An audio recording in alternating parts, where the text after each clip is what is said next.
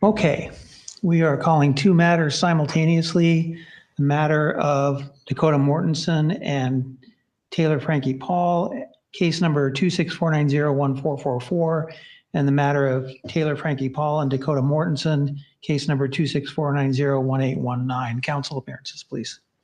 Brent Hall on behalf of Dakota Mortensen, who is present, both petitioner and respondent, but yes. Okay. Good afternoon, Your Honor. Eric Sweenard and Ryan Ficklin for Taylor Frankie Paul, who's present with us as well. Okay. Well, yes. Mike McDonald, Garden ad litem for the minor child. We'll have one attorney each making oral argument. Is that right? Yes, Your Honor. All right. Very good. All right. So at the last hearing, I had expressed some hope that there might be some resolution to these matters. Were there any efforts made in that regard? I don't know if I'd call it efforts fully, Your Honor, but I mean, we've definitely contemplated where we're at, and we've had some good discussions about the current parent time schedules. So, okay. Any resolution on anything? I don't believe so, Your Honor. All right. Well, the first matter was the one that was filed by Dakota. So we'll go ahead and hear from you, Mr. Hall, first. Thank you. All right. Record's good? Good. Well, Your Honor, today we have two competing protective orders, one from Mr. Mortensen and one from Ms. Paul. I'll start with handling our protective order first, and then I'll also respond to theirs to hopefully save time and judicial efficiency. We'll give rebuttal to both parties. Thank you. I appreciate that, Your Honor. I was going to ask. So first off, let's go ahead and start with the protective order. All right. So Mr. Mortensen filed his protective order. As you know, Your Honor, in the state of Utah, we have a few definitions for how a protective order should enter. We have to have a finding by preponderance of the evidence of either abuse or domestic violence that has been committed. Also, I will cite Patoli versus Marksberry, which is the case that indicates that the fear component is a component, but it's not required. It's an either or, as the court's well aware. In this case, actually, it's, I believe, rather simple, Your Honor. As the guardian ad litem has previously filed, we have an aggravated assault charge and plea of guilty by Ms. Paul against my client. That's domestic violence as specified exactly by the code, as it's one of the underlying sections. Aggravated assault under 765103 is domestic violence. This is the 2023 incident. This is the 2023 incident. And I would need at this point to cite the statute, Your Honor, which is 78B-7-608, that the court cannot deny a protective order solely based on a lapse of time. That being said, we've provided other evidence as well, Your Honor, of this cycle continuing. If you turn to our exhibits, we've presented at this point 9 exhibits, of one being the actual incident and others being additional incidents that have occurred since the 2023. I did have one rebuttal exhibit, but I'll get to that later, of a little previous to 2023, the February incident, but I don't need to address that now. As you can see, Exhibit 1 is the actual recording of that incident that resulted in the charges. Then we have Exhibit 2, which is an incident that occurred, and the video we provided shows Ms. Paul striking Ms. I've viewed them both. I've viewed them. You viewed them all. I just wanted to run them through for the sake of the record. And then Exhibit 3, of course, was a picture of abrasions on an assault that he claimed occurred on that day, and he would testify to the same. I'd proffer. One thing I wanted to point out about that, Your Honor, is that was August 3rd, 2023. That was the day she pled guilty to the assault under a plea in abeyance. So I think that's interesting that we still had an incident that night. Exhibit 4, again, more scratches of a separate incident. Exhibit 5, again, and this is an audio recording because my client's recording device was in his pocket, not showing. It does show at least a strike of some sort on the door, which, you know, is a form of domestic violence if it breaks, but also you can hear kind of the anger in what we have there. Exhibit 6, we have an audio and video recording of, again, another assault that happened on October 15th, 2024. Exhibit 7, we have an injury that occurred. You can see the injury to his nose. This is the one we had to fix, I believe, Your Honor, on the date. This one's 2023. Exhibit 8, we have another video and audio recording of the May 27th incident. So this is the one that we've been kind of back and forth with the pleadings, as you can tell. I'll get into that a little more when I respond to that, since that seems to be the main issue that Ms. Paul has in terms of alleging violence with him. And we have the October 16th, 2025 incident that we also recorded. Oh, this is the one where he had his phone in his pocket. And then we also presented, of course, Exhibit 11, which unfortunately there was no recordings of the most recent incident. We're going to call it the February 22nd to 23rd incident because there's actually two events that happened, both separate on those times. This is the most recent, 2026. Are the pictures that she provided for bruising from a different date? Yes, my understanding is that was from the May 2025 incident. Okay. That's the one that I think is the greatest dispute. Okay. So from that, I did want to show you Exhibit 11, Your Honor. I know you've listened to it, but that's the recording of a phone call that occurred between Ms. Paul and Mr. Mortensen about a day or two after the most recent incident in February. Is this the one where it was represented she was screaming on the phone? Is this? There was some screaming, yes, but what was really important was the statements that were made by Ms. Paul during that. Okay. For example, at the second, just to help the court when you're looking at it, on timestamp number 2, my client asked, well, why did you attack me? And number second 8, Ms. Paul responds, I already told them that. And them, if you listen to the context, was CPS at the time, Child Protective Services. I already told them that, yes. Or yeah, it was actually the appropriate quote. But here's where I wanted to really get into. And that was later on, about a minute later in the call, he says, well, I've got to tell the truth. And the response was that it will ruin your life, is what she told him. And then at 1 minute and 52 seconds in, you are never working again.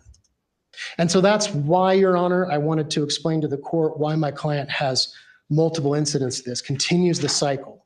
And as you can see from the text message and other things we've submitted. How are those statements pertinent to his request for a protective order? Because they show, really, it's just a first step to show the court why, as you might be wondering, why has he put up with this? Why has he waited so long to do anything? The answer is he was afraid of the force that would happen against him. That's why. If the court doesn't think that's relevant, I'm happy to skip it, but I thought that might be the first question of why did this take so long? Why did he wait from 2023 until now? And the incident is because, unfortunately, and I don't get to say this very often with male victims, but he's a domestic violence victim, Your Honor. He is coerced either through romantic interest or interest involving his son, and with very charismatic texts and very charismatic personality to come back and rejoin this romantic relationship until it blows up again. He's subjected to abuse by Ms. Paul. He then goes back and kind of says, okay, I'm going to stop it, and then comes forward. But if I understand your argument, you're saying it wasn't until she threatened to interfere with his work life that's what prompted him to file for No, he filed actually because of the most recent incident when he decided to break the cycle. All right. I'm just showing the audio to say why he was afraid to do it sooner. That's okay. All right. Mm-hmm. So that being said, Your Honor, I think there's clearly sufficient evidence under preponderance of evidence, especially with the charge and the plea of guilty, to definitely show that there's been subject to domestic violence. I don't think that's in many ways a difficult argument in terms of him granting a protective order under the statute. However, we have a competing protective order. So let's talk about that. We'll get into the response here, Your Honor. Well, I want to hear Mr. Swinner make his case in chief first before we get into the response. I'm happy to do that. I didn't know how you wanted to handle it, Your Honor. All right. So, but I'm happy to respond to that once we're ready. All right. Very good. And let me just ask too, Mr. McDonald, I don't know how much input you have as to whether the protective order itself should enter or whether it's more pertinent to the parent time issue. I don't intend to argue whether either protective order should enter. I just plan to address parent time. All right. Thank you. Thank you. All right, Mr. Swinyer, Thank you. May I approach, Your Honor? please. Some hard copies for you that counsel has. Is this from the thumb drive that I've already received from you? No. Something new that I haven't seen before? Everything's been filed All right. and provided to counsel already. All right. We have not submitted a thumb drive. That would be from Mr. Mortensen's side. Okay. So if I That's understand, right. It was from him. That's right. I just But want to it- make sure Yeah. that I've got the sequence down correctly in terms of how you want to proceed. My plan was to rebut their request for a protective order and then also drift into my client's request. Exactly. Okay, perfect.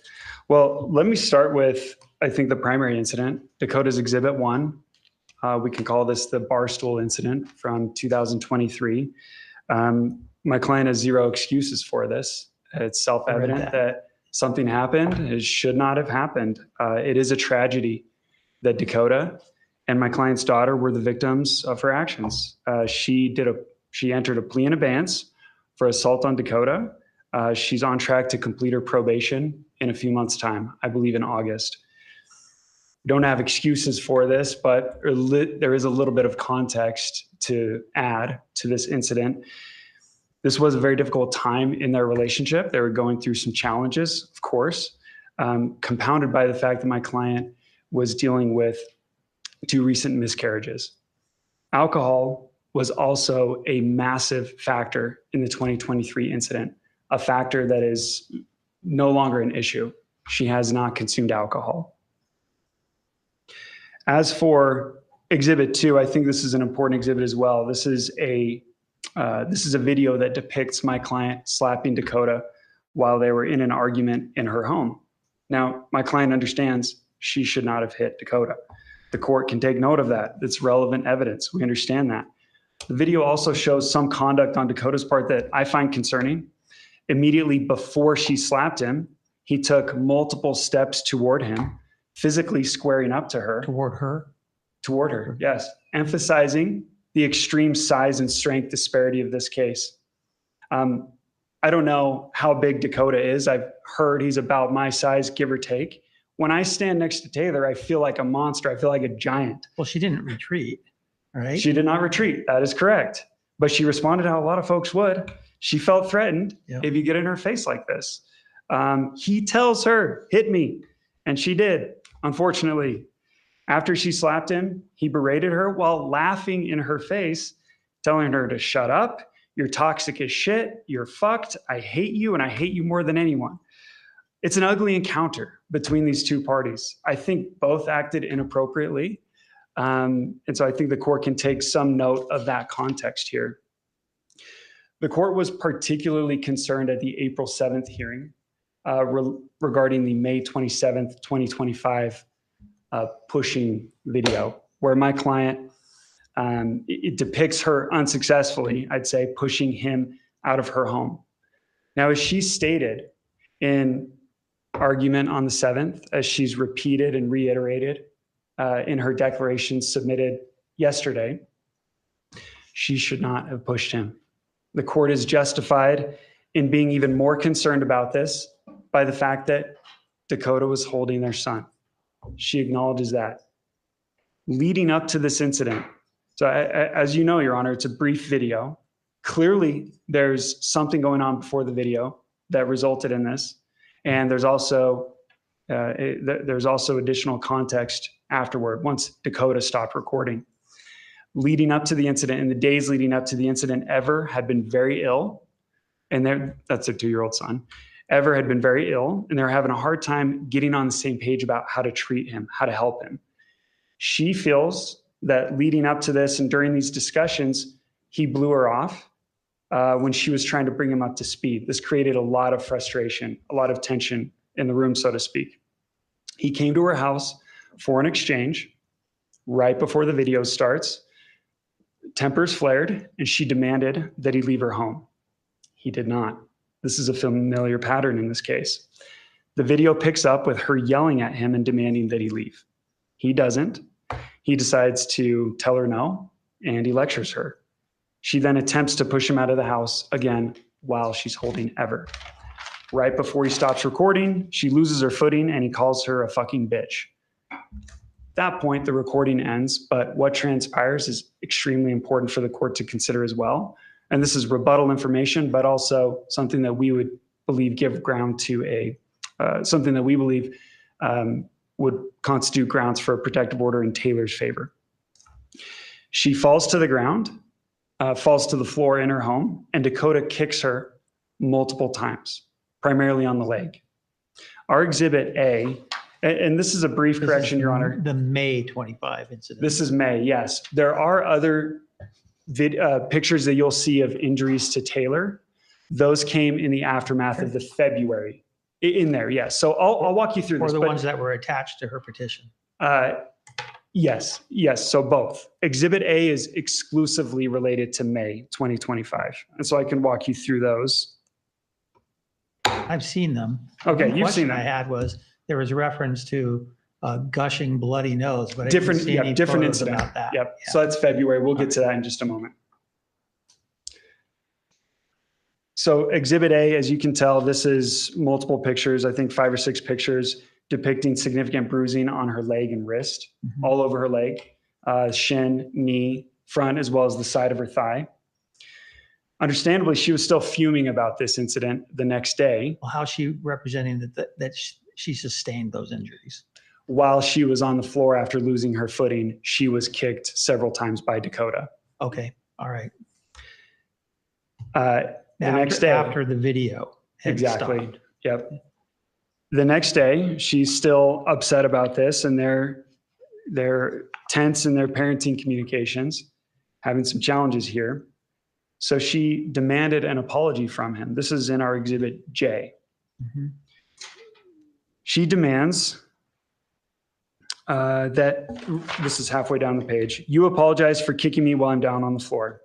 His response is, not in a million years after what you did to me and my son. Are you saying that's an admission that he kicked her? Yes. It's a tacit admission. He does not use the words, I, Dakota Mortensen, kicked you, Taylor Paul, multiple times on May 27, 2025. But this was the day after. She clearly confronts him with this allegation. You kicked me while I was on the floor. And he passes by. And he just tacitly acknowledges the allegation.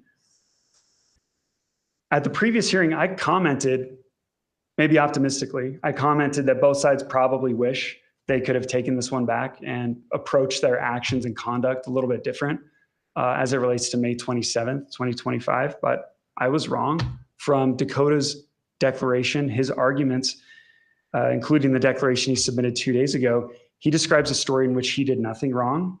We believe the evidence contradicts this. The closest he comes is an allegation that's not in the video, actually, where he grabs her arm, grabs her wrist to remove it from his shirt. And that's how she got, that explains one of the bruises. And his explanation is, well, she bruised herself by spinning around on the floor, which again, I don't think is credible under the circumstances with the extent of the bruising, as well as this text message in which he, could have refuted this. Related to some of the pictures that he submitted, I mean, these are obviously very difficult for us to respond to, Your Honor. They're in some cases several years old, provided with minimal context, not submitted along with the initial request for a protective order.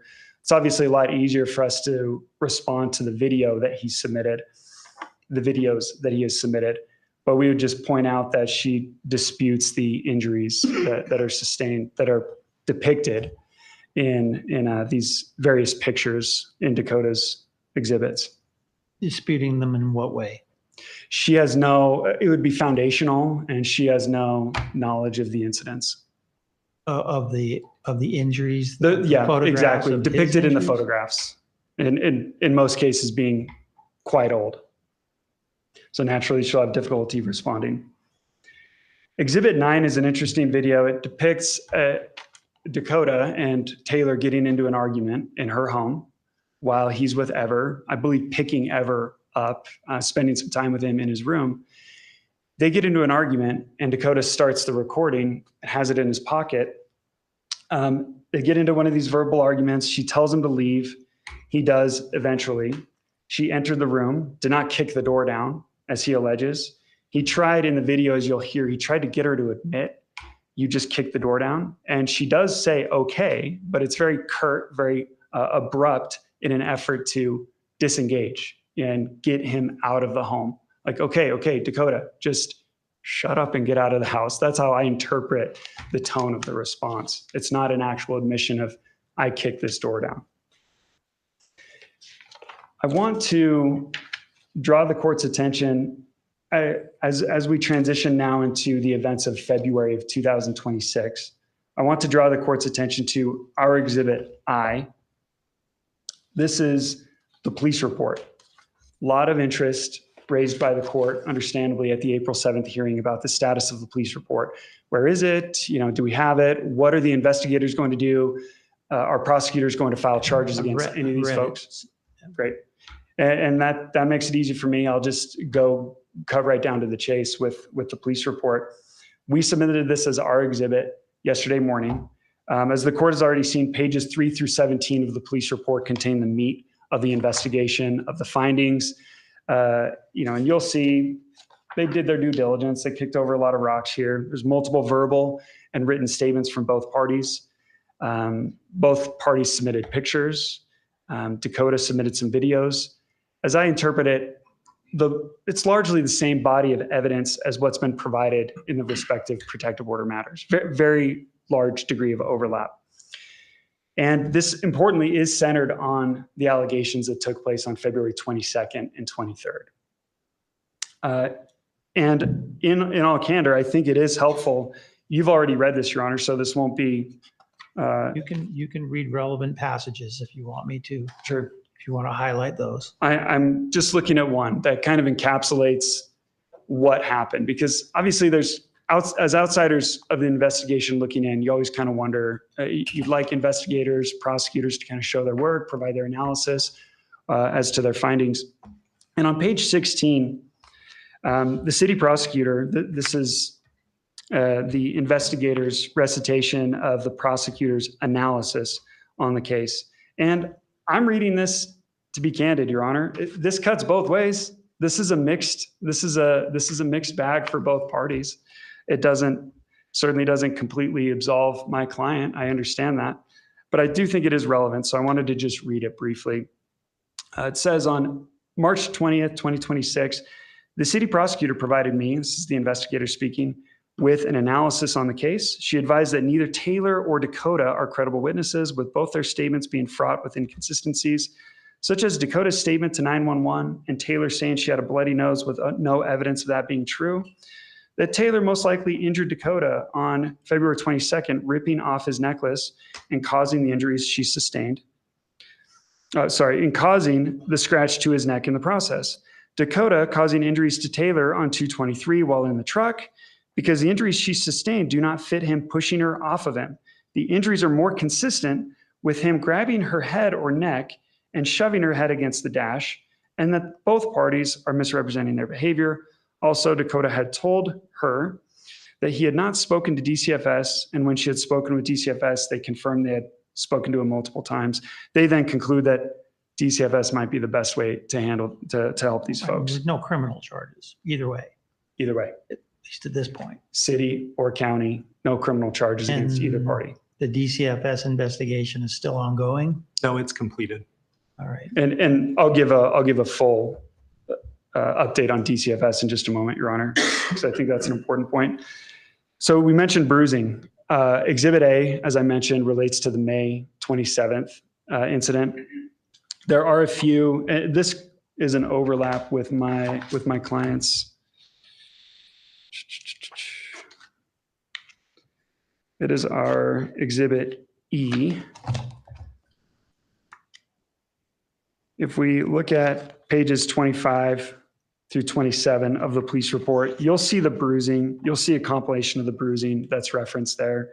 Page 25 is the large bruise and swelling on her forehead. Same pictures that were attached to the petition, right? There is one different one. There is one additional one that I can show you. That would be on page 26 of the police report. What's the exhibit number? That would be Exhibit I, Your Honor. How far into it? It's a long exhibit. Right, it's numbered. I'm looking at page 26. Okay, 26 of 34, where yes. She's wearing a red. Yeah, and you can see the bruising on her shoulder. This is her left shoulder. Okay. So see how these pictures tie together. So we go to Dakota's allegation. This is still from May, right? May of. No, this is related to the February 23rd incident. Oh, I see. The one where you said we didn't have any videos of. Correct. Okay. Correct. So this sequence of pictures, again, relating to February 23rd in the truck, neither party, there were no other parties present, no recordings, no audio recordings. This began in the house, right? And they moved out to Yes. the truck. The child was Yes. sleeping at the time. Yes. Okay. So they were intimate in the home on the 23rd, and then This was at her place, right? her place Yeah. in Draper. Dakota wanted to talk about the relationship, knowing the volatility and where these often go, with folks getting very animated, yelling at each other. Taylor acquiesced on the condition that they go outside. So they went outside. Dakota drove away against her wishes with her in the car and then assaulted her. And this 3 pictures, Away from the house with the child alone inside the house? Correct. At 2 years old? Yes. So How far away? well, as he tells it, he kind of did a loop. So he stayed in the vicinity, Okay. but drove away against her wishes. The reason these pictures are important is because what happened, right? You've got 2 different narratives here that are at odds. We're in the truck on the 23rd, and they're both pointing their fingers at each other as far as, hey, they assaulted me. These pictures were extremely relevant and persuasive to law enforcement because Dakota's narrative is she went crazy and I had to kind of fight her off of me. And in that scenario, in that sequence, yeah, I did, push her head against the dashboard. He admits that in writing to police, but it's within that context of it's defensive. But the prosecutor and Have we shifted from response to his petition to initial argument on hers? yes, All right. Okay. if that's okay. That's fine. Okay. All right. All right. And it's a bit of both. I mean, if both sides are claiming assault as it relates to February 23rd, there's going to be some bleeding over. So, Okay. All right. okay. So with that clarification, Your Honor, again, investigators and prosecutors looked at this sequence of pictures provided by Taylor, and they contradict what Dakota said about what happened on the 23rd. These are not defensive bruises that Dakota inflicted on her. These are bruises that depict her left shoulder. So again, she's sitting in the passenger seat. These depict him forcefully grabbing her shoulder and sending her right into the dashboard. There's also a picture of bruising on her arm, which occurred during the same incident when he struck her.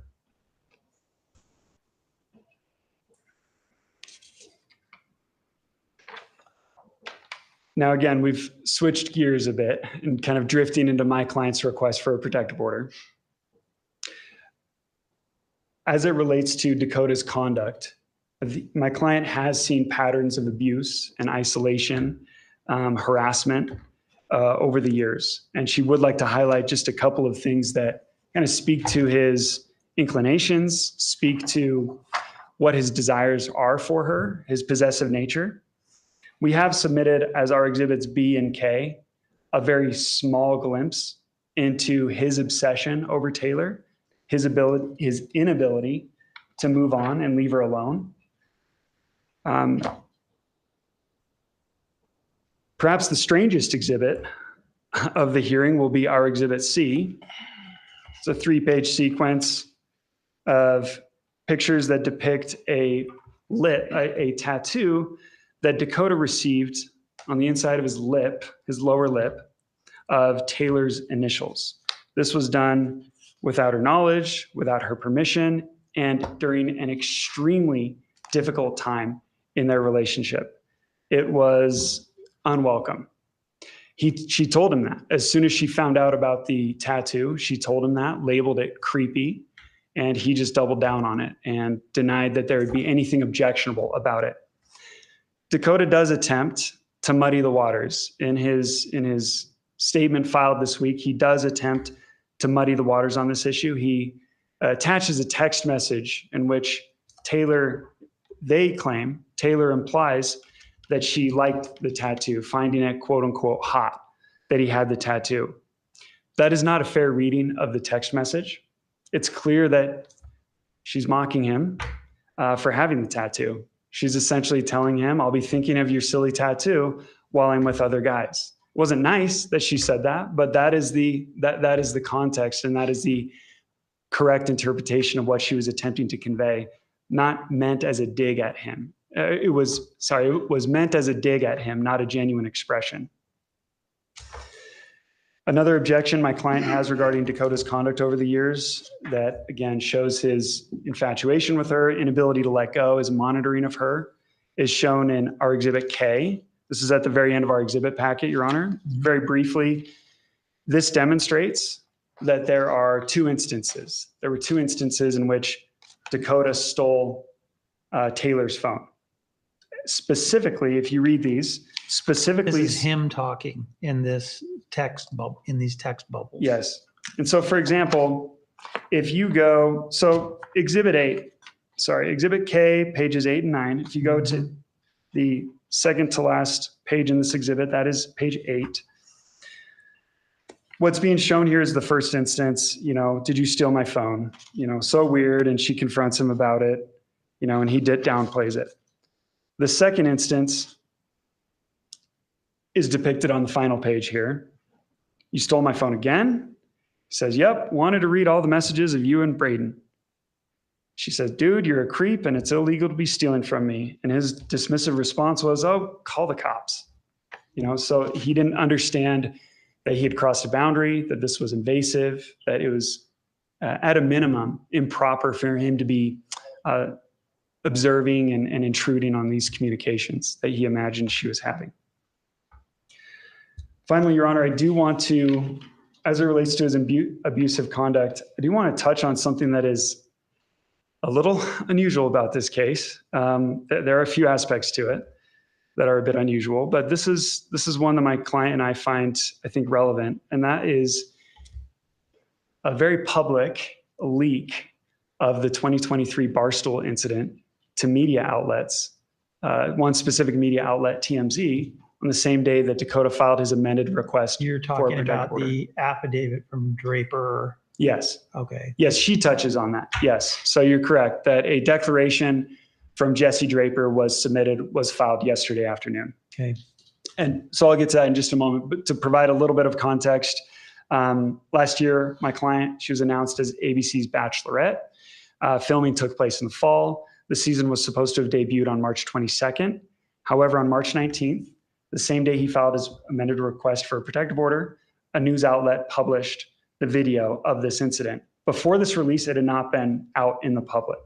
So this was released 3 days before the big debut and coincided, again, with other actions he was taking with the protective order, as well as coordination, additional reports to law enforcement. I understand he denies having done this, but a lot of information lends itself to Dakota leaking this, or at least at a very minimum, having his fingerprints all over this. In addition to the timing, which is extremely coincidental, the declaration of Jesse Draper, which you alluded to, Your Honor, indicates that in the days leading up to the March leak, Ms. Draper entered the basement of her home, that's Ms. Draper's home, to find Dakota speaking with Ms. Draper's husband, Jordan, as well as Dakota's roommate, Crew. And what they were talking about, she noticed that he was very animated, that Dakota was very animated. He was venting his frustrations with cops not doing anything, and told her he was going to take matters into his own hands to embarrass Taylor. He specifically told Ms. Draper that he planned on leaking embarrassing videos of Taylor to the press, starting with the Barstool video. He specifically named TMZ as the outlet, and a few days later, that exact video was released by TMZ. My point in bringing this up, Your Honor, is that it contradicts how he is attempting to portray himself today as someone who is really he does not want to come after her for custody. Excuse me, Your Honor. So our point with the video is he's not just trying to come after her for custody. He's not just trying to seek a protective order. He wants to literally destroy her. He wants to subject her and her family to a new round of torment. Yes, there are career implications to it. There's mass embarrassment associated with that. But ultimately, our big problem with that, my client's big objection to his conduct was this additional harm and embarrassment and shame that he inflicted on my client as well as her children. This was a step too far, and we think shows his true nature. All right. I do have comments on custody, but I'm guessing you want me to hold off on those for the time being. Just for now. Okay. We'll come back to it. Great. Thank you, Your Honor. All right. Rebuttal and response. Rebuttal and response, yes. Right. And then when we get to the parent time issues, I'm going to start with Mr. McDonald, then we'll work our way around. Sounds reasonable, Your Honor. Okay, so let's take a look at, we'll do response first, as I think that will kind of square up, and then I'll rebuttal for kind of the entirety for that. So I see 4 allegations in her protective order against my client. I'll go through them line by line, Your Honor. The first one, and you've seen our declaration opposition with its exhibits. I'll try not to burden the court by reading it directly. Regarding the May 27th, 2025 assault, as you can see from our declaration, my client reports it was actually stricken before he turned the camera on. Once the camera's on, you can see her acting extremely violent against him. When he was able to turn the camera off, remember, he was holding his son. She was grabbing him. You see the information that we have here.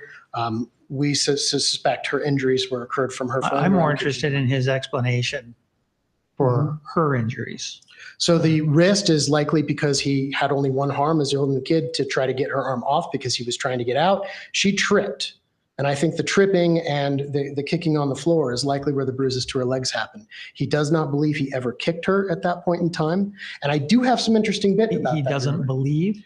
Well, yeah, he was being assaulted. So it's a little hard to figure out exactly where things were, but he does not, he will definitely, if I called him to testify, I would testify he did not intentionally kick her in any way. But when you have someone falling on top of you and you're trying to get away and you're trying to hold your son, legs can kick out, you can fall backwards. He was trying to hold his balance. He stepped on a toy. Did the video show him falling down? No, the video stopped before that. That's the unfortunate. He was able to turn it off while he's falling? No. He did not fall. He started to fall as he fell on the toy, tripped on the toy. And that's when he realized, okay, I've got to get my hand. So he turned it off.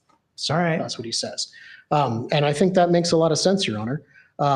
What I think is really interesting about that is a rebuttal exhibit that I did cite, Your Honor, is she indicates in the exhibit, I believe it's rebuttal exhibit 4, there's a text message stream where she actually indicates, and this is from a year, May a year ago, that she has her video of the incident and he has his.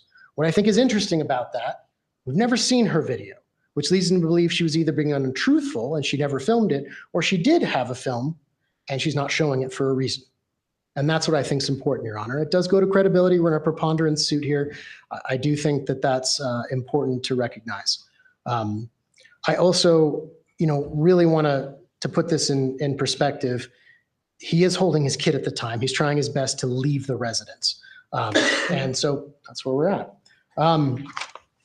Also, as you can see here, let's move on to the next one. I did want to address the police report really quickly, Your Honor, before I forget, because it's not detailed here.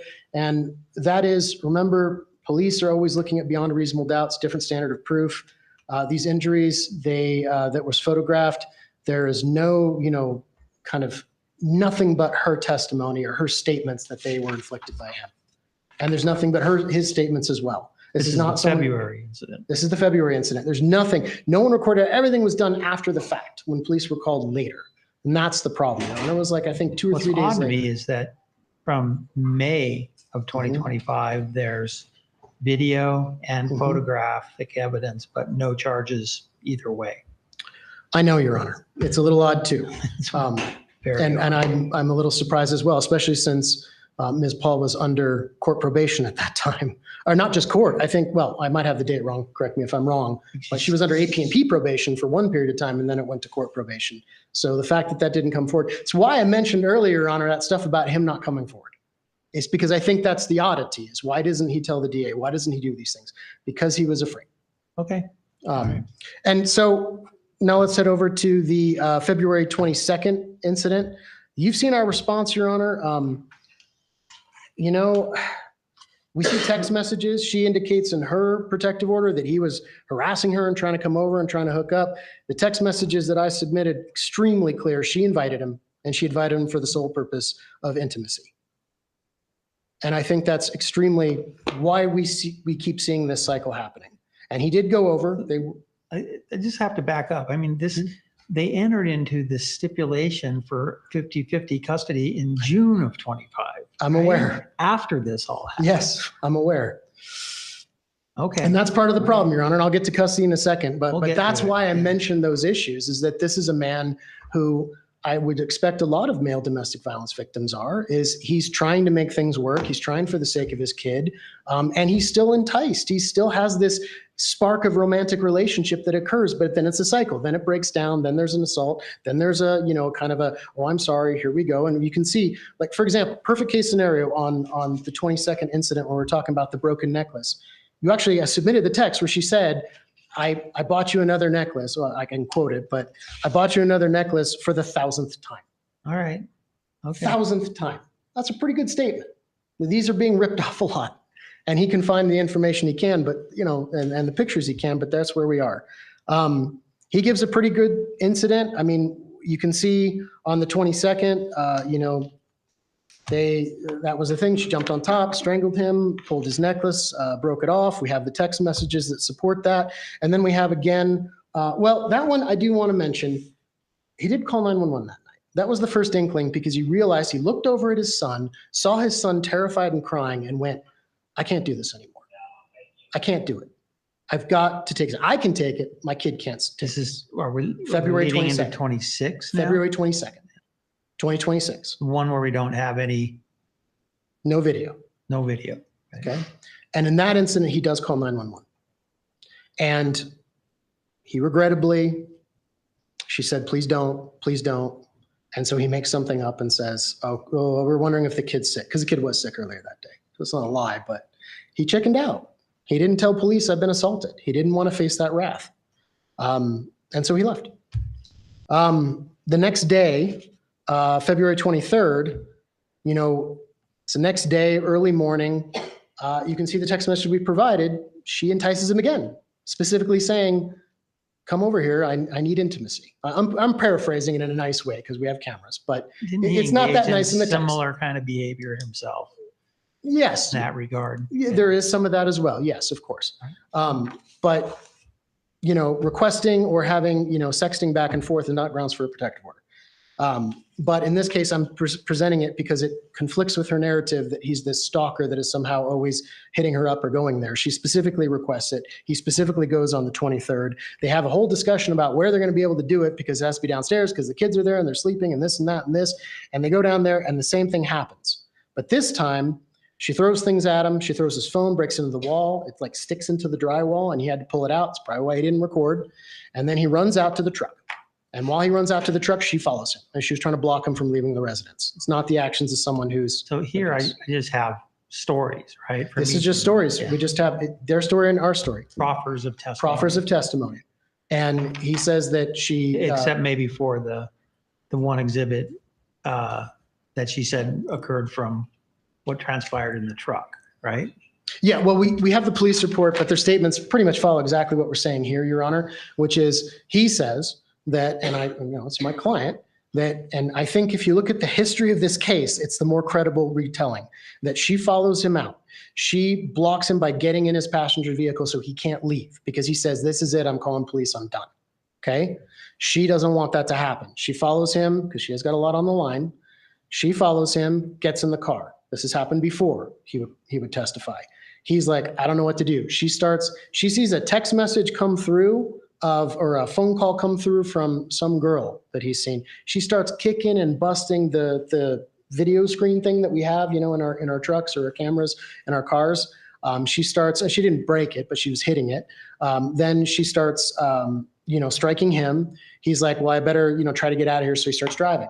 He starts driving around the block. Hopefully she'll calm down because he's good at calming her down usually. And this is all led to the police report. This does. That said that concluded they both had credibility issues, right? That's correct, Your Honor. The police report believed that. I don't think my client has credibility issues, but I think when the DA's office is looking at it, they're going to make a call, and I would humbly suggest that they didn't want to get involved in this. So they said it both ways. But credibility for her, we've got preponderance here, Your Honor. The next up is just to cover it. She started interfering while he was driving by squeezing his face, taking him. That's why he throws her off of her. And that's where I need to cite a statute, Your Honor. I think that's the important You thing have for this case. photographs from that No. incident? No. Well, I mean, later, with the police, they took the necklace and stuff like that. But squeezing the face, I mean, it didn't. I haven't leave seen any those, marks. have I? The necklace photos were in our original exhibits. In your Your original the scratches, exhibits, yeah. But here's what's important. I think we need to quote here. Section 78B 7108, mutual protective orders. I don't get to refer to this statute very often. When two parties have filed protective orders, the court may not grant a mutual order or a mutual civil protective order to opposing parties unless each one's filed their own. That's happened. And there's a showing that, there's basis for it. But it becomes the party's burden, including Ms. Paul's burden, to demonstrate that the abuse or domestic violence she's claiming did not occur in self-defense. We're saying it's self-defense, Your Honor. He had to stop the attack. He did push her off. It's possible she got a bruise to her head. He didn't see anything. He didn't see a bloody nose. She said her bloody nose. He went back the next day. There's no bloody nose. She's not saying anything. It's in the text messages. We think the credibility there is, it's very easy for her to, if she's attacking him, to harm herself or to get hurt by hitting him. It's very easy for her to push. He is stronger, and she gets thrown into the door as he's trying not to crash the car where the kids are at home alone. So he goes there, he pulls off, she gets out, and here's what's interesting. Okay, and this is why I struggle with the credibility of Ms. Paul's statements. That right after that happened, she proceeded to call him 11 times, and we submitted those phone logs. You can see them 11 times. And in the very first one of the calls, he would say, because it's not recorded, it's called, she actually says that phrase that she then used later to say he's this harasser, so you don't want to fuck. That's what she said in the first call after this whole thing happened. That's what she says. In which he was like, what are you talking about? He said no. He gets 10 more calls from her. It's in the phone logs. We submitted them. Saying that they should return. She then says she has a bloody nose. He's concerned, so he goes there because she says, again, using the kids, I need to go to the ER. Someone has to watch the kids. He goes, tries to get in, knock on the door. She won't. Sees through the window. She's there. There's no bloody nose. And so he leaves. And you see the text messages that we provided. You can hate me. It's valid, she says. He says, finally, the intimate relationship's over. And we submitted those text messages. I think it's really important that he's finally had the courage to break this cycle, Your Honor. But I need to respond to a couple other things as well. So next up, here it is. Harassment. She claims that there's been harassment in this case. I do need to cite what the definition of harassment is, Your Honor. Harassment, as defined by, and the Protective Order Code does reference this, 76-5-106, which is the criminal code for harassment.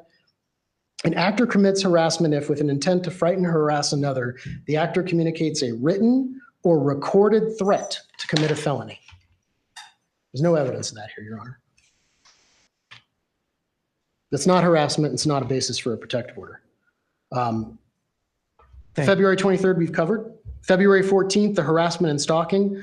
Again, for stalking, Your Honor, I need to cite Meyer v. Potion, a case I'm sure you're familiar with. In that case, it talked about the reasonable person standard. It's not whether she feels it's stalking harassment, Your Honor. It's what a reasonable person would believe.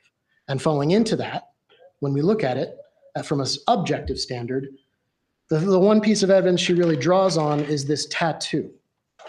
Okay?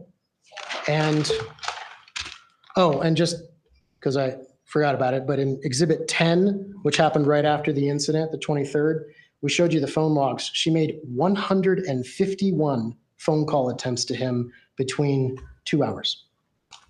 It's not the behavior of someone who's afraid and worried that she's been abused. It's the behavior of someone that's afraid that the abuse is going to come out.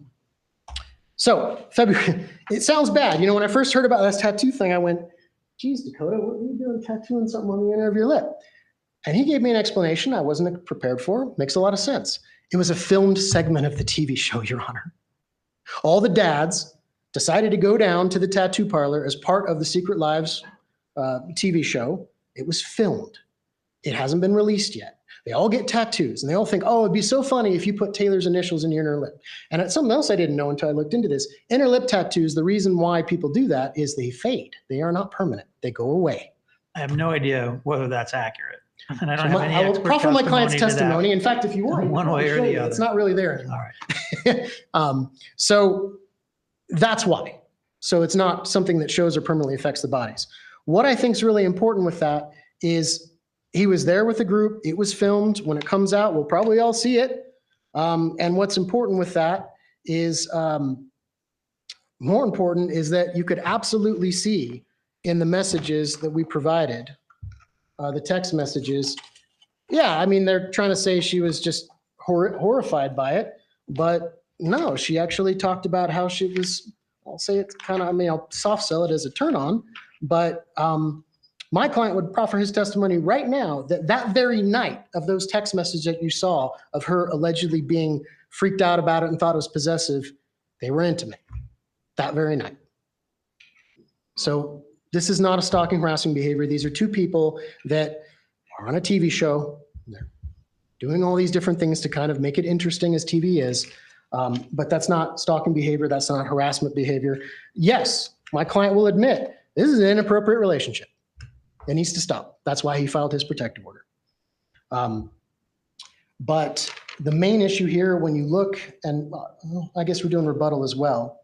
The main issue here that we have is his desire to protect his son. That's why he filed this protective order, is to protect his child, to stop the violence, to make both himself and her not be able to have contact. Now, this is a small thing, 150 days. It's not going to be that long. We've got a lot of work to do in the custody case. We've got DCFS involved. We're going to get to the bottom of this and sort it out and get some help. You've seen the videos, Your Honor. You yourself commented that there were some behaviors that were deeply concerning that we've seen from Ms. Paul when she gets emotional and when she gets aggravated. I definitely wouldn't want to be a child around that, and that's something we can work on. He believes she could be a great mom. She's a great mom when she's not emotional or not under these things. That's the problem. But we believe her protective order, which was filed minutes before the first hearing on April 7th, is not designed to protect her son. It's designed to protect her image. And her image has a lot of value. And so that's our argument in terms of credibility. I also did bring, I can proffer the witness, Your Honor. I don't think it's relevant about this going downstairs and the witness hears them talking about whether he's going to release the video or not. February 23rd video. We have a lot of February 23rds. The 2023 video, how about that? The one with the chair video. I don't think it matters from a legal standpoint whether or not he releases it or not. That's not a basis for a protective order. But just to show the credibility issues, he denies doing that, Your Honor. In fact, he told his publicist not to release the video. And I do have, Your Honor, someone who was downstairs with him, and that would be Mr. Crew Eaton, who's present, and I could proffer his testimony. I read what in the police report. Apparently, he's the one that called the police, right?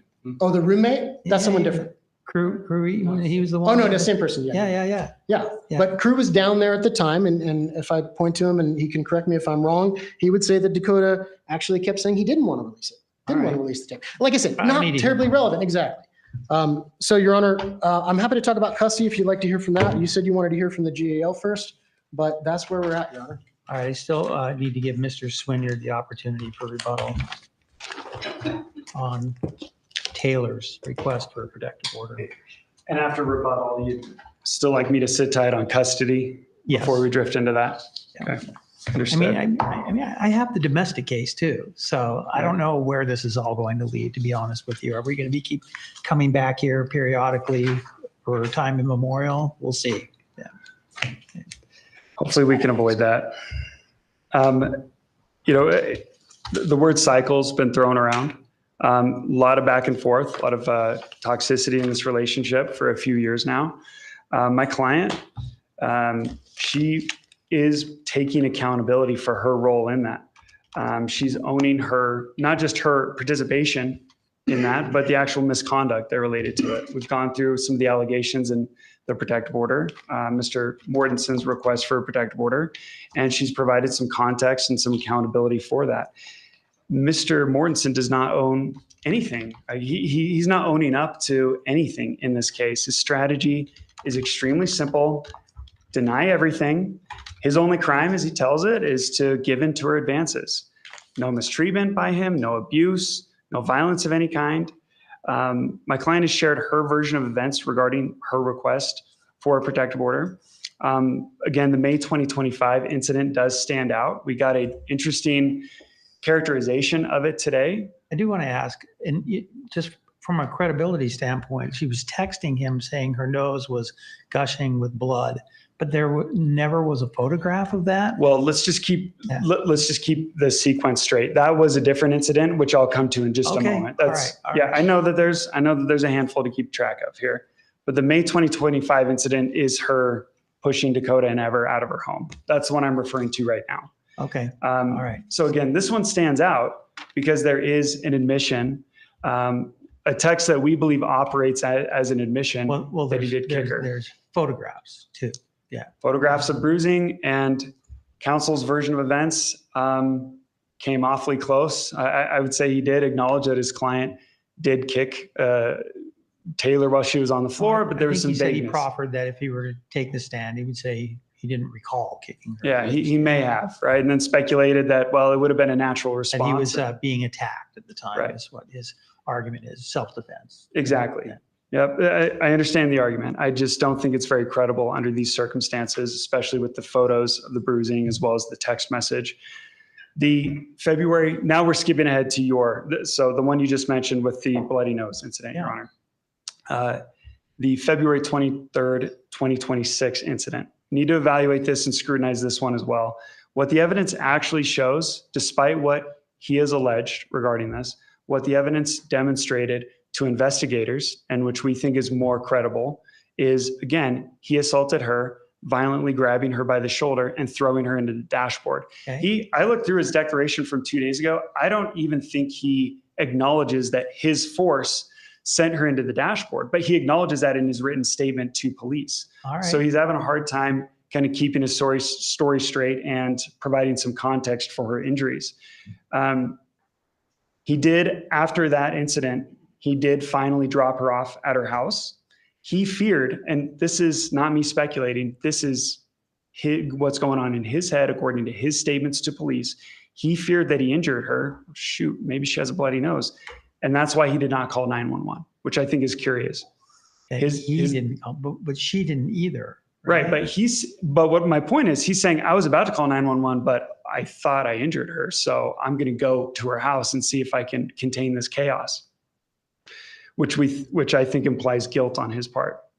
So he returns to. How long after the incident did she text him saying there's blood coming from my nose? I think in that reference, though, he was asking for a sexual relationship. That's Sure. how that preceding that comment that she had made about her nose bleeding. Right. This was, as I understand it, in the immediate aftermath of that. So minutes after. All right. So not hours or days, very soon after. Okay.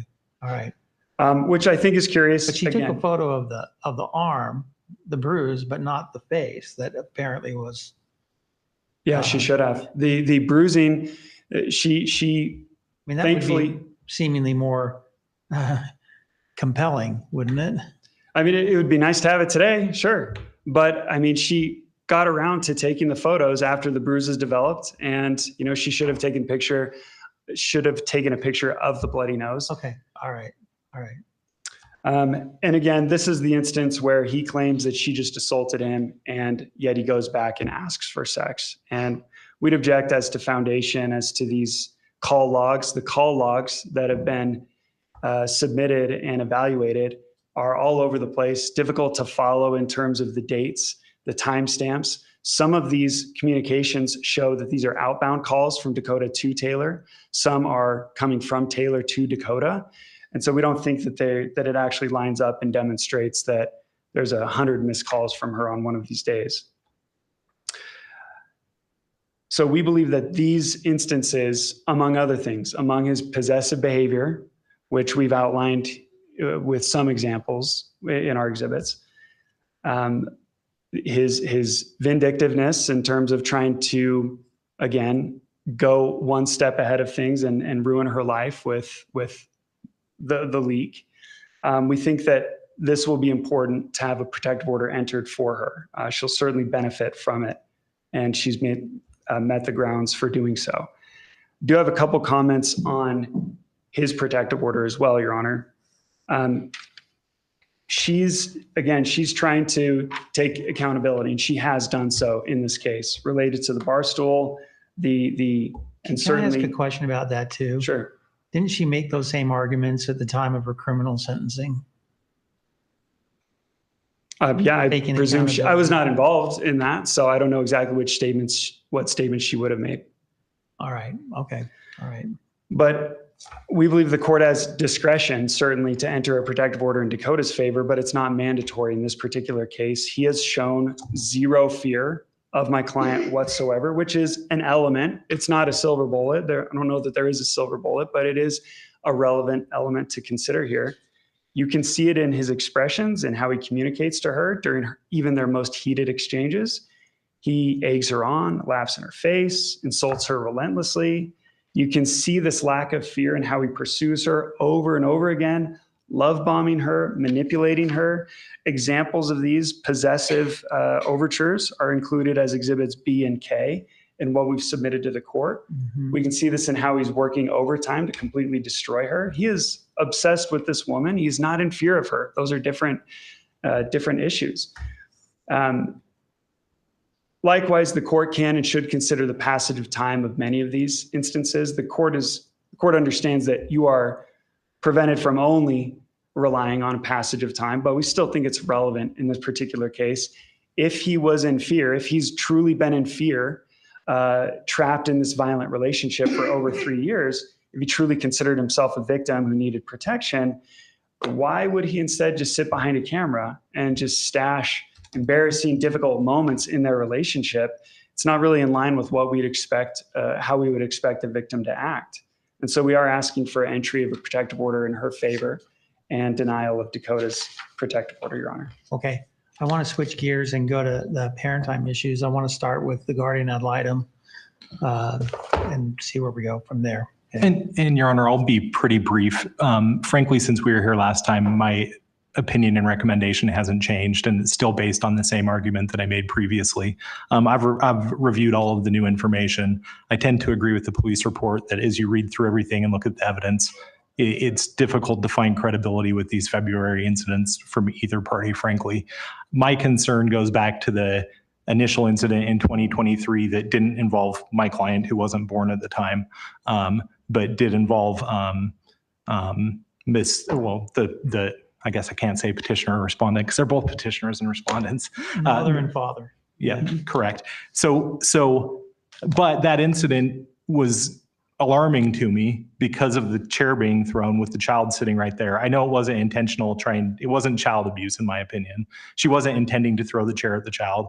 She was intending to throw the chair. Direct child abuse, but it certainly was domestic violence in the presence of the child. Correct. And they charged it as reckless child abuse, but it also, that got dismissed as part of the plea deal. Nonetheless, when you read through the probable cause statement, it's a concern. I mean, they're fighting, the child's sitting right there.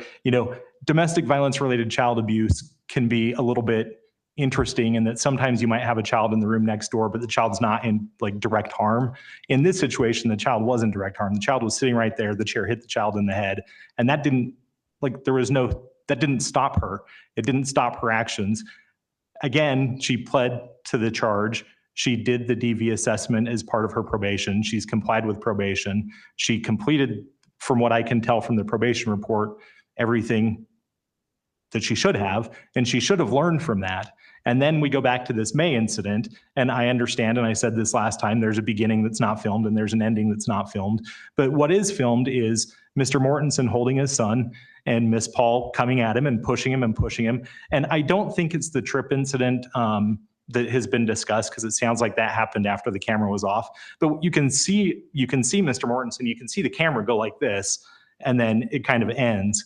It's clear to me, I mean, that was, again, putting my client at risk of physical harm.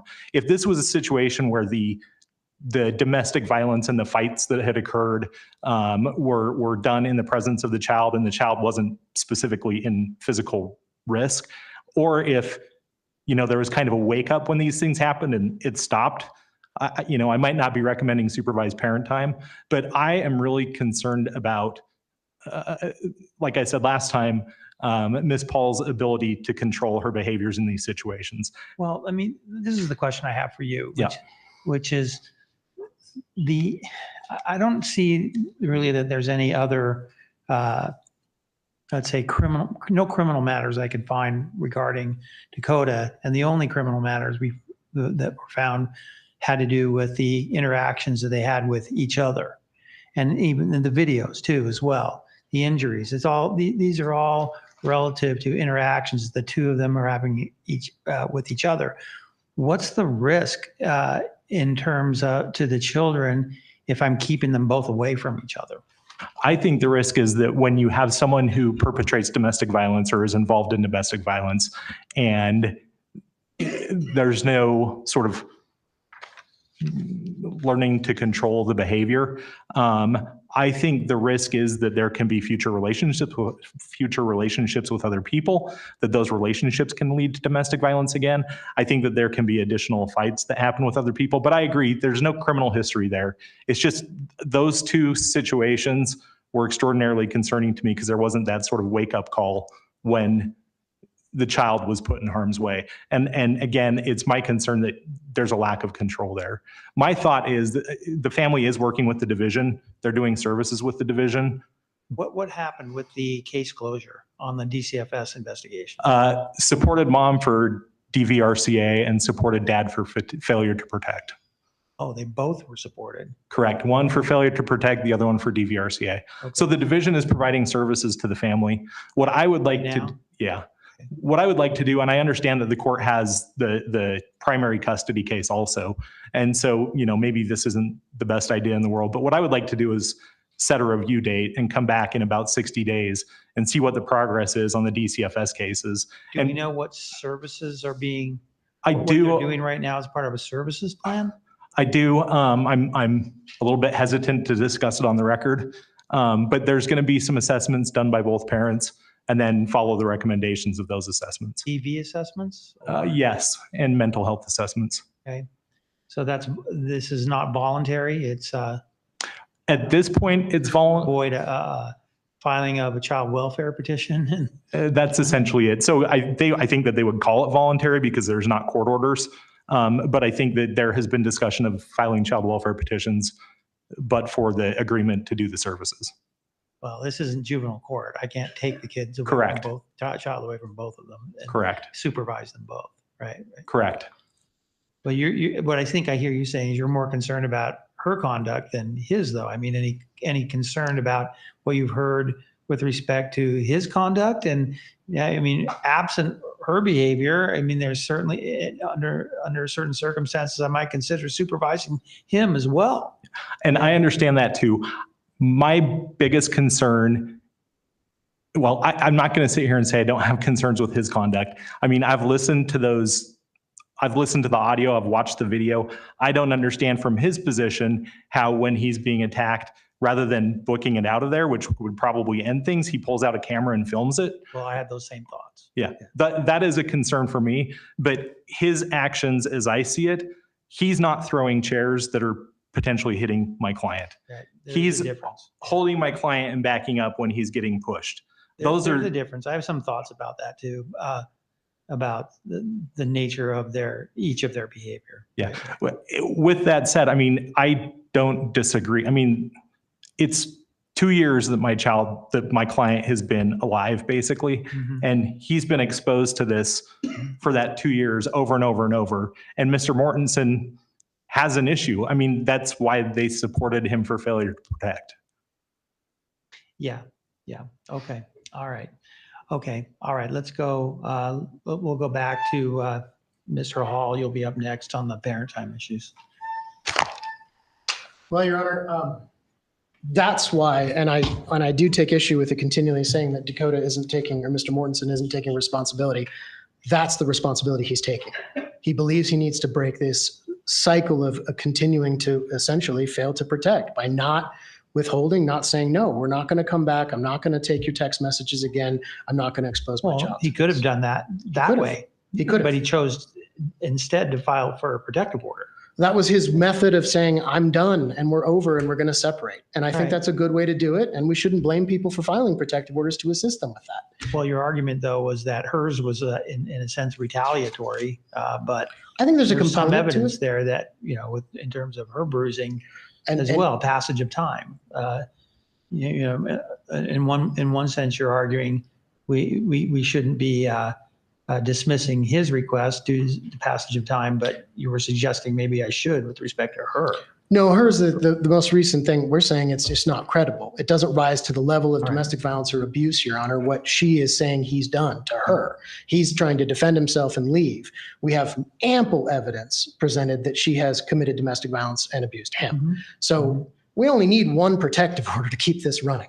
And his is to protect, we only need one to separate the two and do this. If he violates the terms of the protective order, I know it's not a criminal violation, then she can say, well, you're back here again. And trust me, the division won't like that either. But in terms of custody, Your Honor, I think what's really, I've got to cite CCW. And CCW does state, which I think is really important, to emphasize that even when there is no evidence of violence towards children, it is appropriate to completely separate it is inappropriate to completely separate or compartmentalize a parent's history of domestic violence towards other adults from the best interest inquiry regarding the parent's child. Such compartmentalization conflicts with the statutory view that a history of violent behavior has relevance, especially when committed against the other parent of the child. Both common sense and expert opinion indicate that a parent's act of domestic violence can have adverse effects on a child, even if the child is not the direct object of such violence, and even if the child does not directly witness the violence.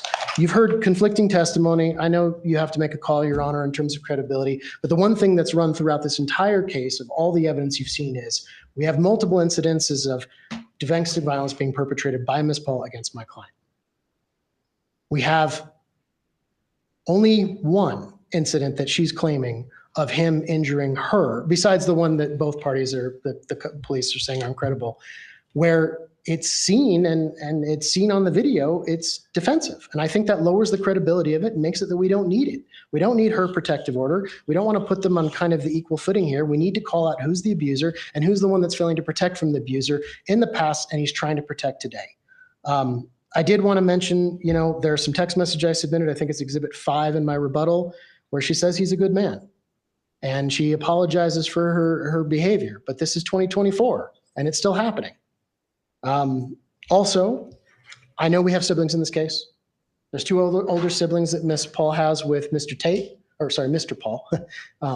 And what I did want to let the court. They entered into an agreement as well. And she was, I believe, going to undertake some, was it alcohol counseling or Yeah, I'm not Mr. Paul's attorney, so I haven't really gotten into that, but I do believe you're working correct, back Your Honor. towards 50-50. The only point that I wanted to mention is that my client has already contacted Mr. Paul and they've worked it out so that they will be able to make sure that the siblings have contact, even if my client is the primary custodian, because he can take the kids over to Mr. Paul's. And spend Mr. that time. Swinard, did she have equal custody of her other two kids? Okay. Yes, it's 50-50. She and Mr. Paul were married for 7 years. They have a good working relationship, good co-parenting relationship. Okay. All And right. then my final request, and I just wanted to say, So what do you want me to do? I want you to enter the protective order that we filed. I want you to deny her protective order. I want you to follow the guardian ad litem's recommendations in terms of parent time, set a review. We come back, we deal with it. We have the other case, which Your Honor holds. Is part of this kind of a review right now? I mean, or maybe we're just waiting for more information from DCFS. the DCFS and the But- services? But I think we should have that review to do it. I also think, Your Honor, I'll just put it out there. I'm happy to file the motion if you want to give me time, but what? there was a stipulation filed. There was a final order submitted that was declined to sign. She's now filed new financial. Never reduced to a decree. I just want to make sure that we don't have the immediate refiling of new documents. I would probably, if this court needs me to, file a motion to set aside the stipulation to readdress custody matters, as we have very many I'm changes. not going to tell you how to strategize, but I just want to give me leave to do so in the event that happens. So that's- I don't think that there's anything stopping you from filing a motion to set aside the stipulation that was reached. Totally fine, Your Honor. I just want 2 Honestly, weeks to I've do been it so that I anticipating don't it. have to do it Yeah. immediately. And that was all.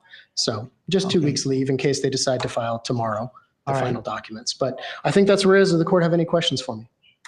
No, none further, except as far as reviews go, I think, Mr. McDonald, you were suggesting that we do that in this case.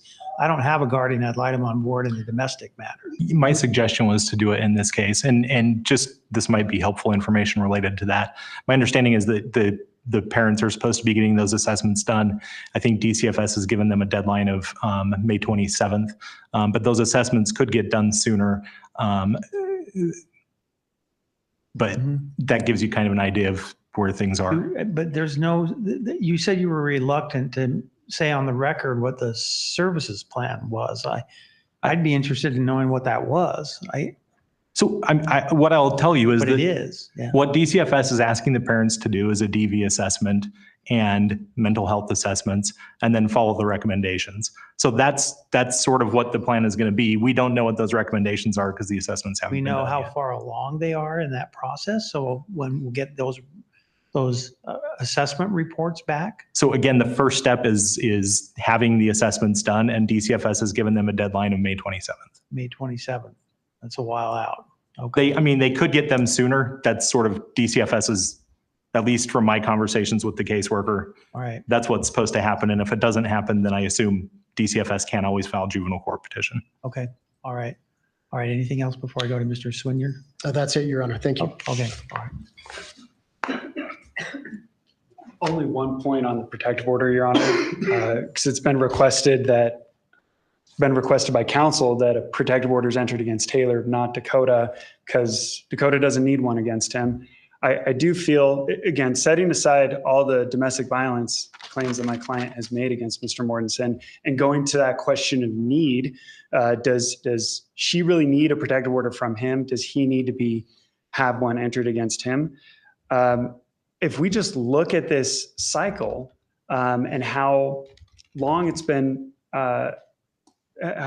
followed by these parties over and over again, falling into old routines, bad patterns from both of them, frankly, there certainly is a risk that if he's not ordered to stay away from my client and not communicate with her, if there is not a protective order in place, there's certainly a risk that he's going to fall back to his old ways. So that is, among other reasons, why a protective order should enter. All right. On custody, I'm happy to address that now if you'd like, Your Honor. On custody, you asked, what's the vision for this case from here? Depending on how we handle it, we could either get some resolution, some movement, and a restoration of custody, or we could just go into an infinite review hearing death spiral, which I don't know if anyone's particularly interested in. It has been very difficult for my client to come up with words to describe how she's been affected by being cut off from ever over the last 6 weeks. And for the first 3 weeks, it was completely cut off. And then the court somewhat relaxed it beginning on April 7th. Again, that's at Dakota's request, the initial suspension. As the court already knows, this has been a huge break from the status quo that they've been following since Ever's birth. She shares custody of Ever's 2 other children, which the court has already... Not Evers, Mr. Paul. Yeah, that's correct. She shares custody of Ever's 2 older siblings. Taylor and the 3 kids are accustomed to sharing a bunch of time together, and that's been taken away from them almost entirely. In our declaration that was submitted yesterday... How far apart in age is Ever from the elder they're 2 children? close. Yeah, 8, 5. 8 and 5. Okay. So they're pretty All close. They're bunched in together. They like to spend time together. Most of our declaration that we submitted yesterday was devoted to this normalization of custody of Ever. He is a happy and healthy kid. Hope he can stay that way. Obviously, there's some things we need to address here. My client pointed out in her declaration yesterday that she makes it a huge priority in her home to keep these kids off of screens, doing interesting things like art, playing outside, visiting fun places together as a family. It's been remarked by Tara Almond as well as Aspen May, the 2 supervisors in the case, that Taylor shows a lot of patience with the kids. Her harshest form of... This is part of the reason why I was asking, why, maybe you should consider whether we should have had a paid supervision service observing so I could get a report from someone who's non-biased. In other words, not her sister or her friends or family members who were conducting the supervision, whose declarations, they're kind of inherently biased. They may be truthful, but they're inherently biased, as opposed to somebody from the outside. That might have been a little bit helpful for me as well, as in terms of how the kids were responding when mom showed up. Sure. Yeah. I understand the concern, Your Honor, but bear in mind that multiple possible supervisors were suggested. 2 were vetted and selected. Mm-hmm. And the part of the reason they were selected is because these supervisors, Ms. Almond and Ms. May, they have a great relationship with Dakota and Taylor. And I understand that on paper, they're more aligned with Taylor, but these are not I think they necessarily. probably would have been more focused on their mom, but okay, the kids, yeah. All right. All right. It turned out the way it did, and I wasn't going to force it. So, all right. Okay. So my client, she has the time, she has the network sufficient to continue caring forever. Her friends, her family members live here. Paid nannies live here. Dakota, we don't have a great sense of his availability to really be the full-time parent in this particular case, whether he's overly reliant on third parties. We know that he runs a small business. He rents a room in a home with a roommate named Crew, who apparently is here today. Can I ask one more question too? We're going back to the parent time issue. This is what's more weighing on me right now. Is you had mentioned. I was really more concerned about what your client had gone through as part of her criminal probation in terms of classes, courses, et cetera, and whether or not some of that might be. You said she hasn't been drinking at all. I mean, has she been taking random UAs, that sort of thing? Yes. Okay. All right. Yes. All right. So that's something that she did on the criminal side. And as Mr. McDonald has reported to the court, that's part of the services that DCFS is presiding over right now. Both parents have been asked and are willingly going to participate in a domestic violence assessment as well as a mental health evaluation. As far as the custody case, the court already understands and has pointed out the strangeness of the fact that Dakota agreed to give my client custody only in August of last year. And I do have to correct the record. It is not a 50-50 agreement. It is approximately a 70-30 agreement. Oh, that's right. That's right. In my client's favor. Yeah. So they followed this from the date it was signed. There were some exceptions for travel and work schedules. He never asked for supervision in the custody matter. By signing the agreement, it's obviously important for a variety of reasons. He gave custody of this child to Taylor only a few months ago. And I think that implies that he understands that she has skills, parental skills, parental fitness, and a very important bond with Ever. And he has an important bond, Ever has an important bond with Taylor, sufficient to justify giving her custody of this young child. So at the time he signed this, at the time Dakota signed the stipulation, he had a laundry list of problems with my client. In fact, the vast majority of the baggage of their relationship had accrued up to August 22nd, 2025. This is pertinent to parent time now?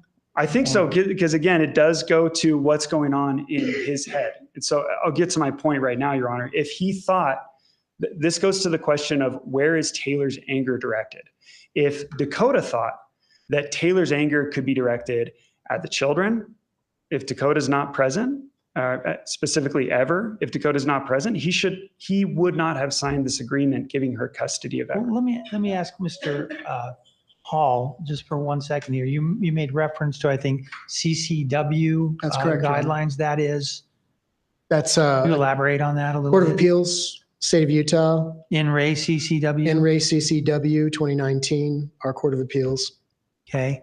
And that was in the context of compartmentalization when we're talking about violence towards Anti-compartmentalization. We should not compartmentalize. That's the ruling from our Court of Do you Appeals. have the site on that? I do, Your Honor. It's 2019 Utah App 34. If you'd like the Pacific Reporter, I can give you that one as well. Please. 440P, Okay. 3rd, 749. All right. And the specific spots that I quoted It's okay. If I read it, I'm reading the whole case. Page 19. Okay, all right.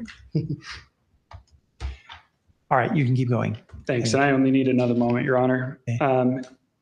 This court observed, I think correctly, that her anger, her outbursts are only directed at Mr. Mortensen. Mr. McDonald echoed this observation on April 7th. He noted that it's not directed at the kids. There has been speculation by our guardian ad litem that there's a lack of self-control, which could negatively impact the other children if there were outbursts at other people, including the kids. Now, I understand as the child's advocate here why he would make this comment, but there is no evidence to support this. The only evidence shows that it's a Taylor-Dakota problem, that her outbursts and anger are a Taylor-Dakota I problem. still have to factor it in under the statute, right? Domestic violence is the number one factor now when it comes to making custody and parent time determinations. You factor it in, and it's also highly relevant that there are mutual allegations in this case. That's right. There are mutual allegations. Both parties have made multiple representations that we have a toxic cycle in this relationship, and it supports the argument that, again, it is a Taylor-Dakota problem. He admits our relationship was terrible over and over again, toxic over and over again. I think this next point is important, Your Honor. If there's a concern that unsupervised normal custody, so a 70-30 unsupervised arrangement, could subject the children to outbursts, that is hypothetical, and that has not been proven based on the evidence thus far. On the other hand, the harm being experienced by my client, by the two other children right now, is not hypothetical. It's real. It happens every time during these exchanges, and during every visit, every day that they're prevented from having a normal amount of time with each other. These visits are extremely disruptive to this child. Well, are you saying I shouldn't be concerned by the behaviors towards Dakota in terms of, you're saying there's no way that would happen in another stressful situation that she might encounter? Correct. She's uniquely patient with the children. And Dakota is uniquely... Not entirely, because at least not when the two of them are together in the same That's place what I at mean. the same time. So Taylor and Dakota, they're the common denominator here. That relationship, hallelujah, is dead and gone forever, and everybody will win as a result of that. I don't know about that. I don't know if that relationship is dead and gone forever. If the court enters... That's part of what my thought process is, Sure. as we're going on, as I'm contemplating. Well, we anticipate a protective order being entered today, which will be the final nail in the coffin. Obviously, we hope that there will be a co-parenting relationship that can form and I agree with that. Improve. Yeah. I mean, that has to happen. I mean, I'll have some things to say about that too. A couple of just updates from our perspective regarding DCFS, then I'm done, Your Honor. Both parties are engaged in voluntary services. The next meeting that my client has with the caseworker, Hiram, is tomorrow. The safety plan is being implemented.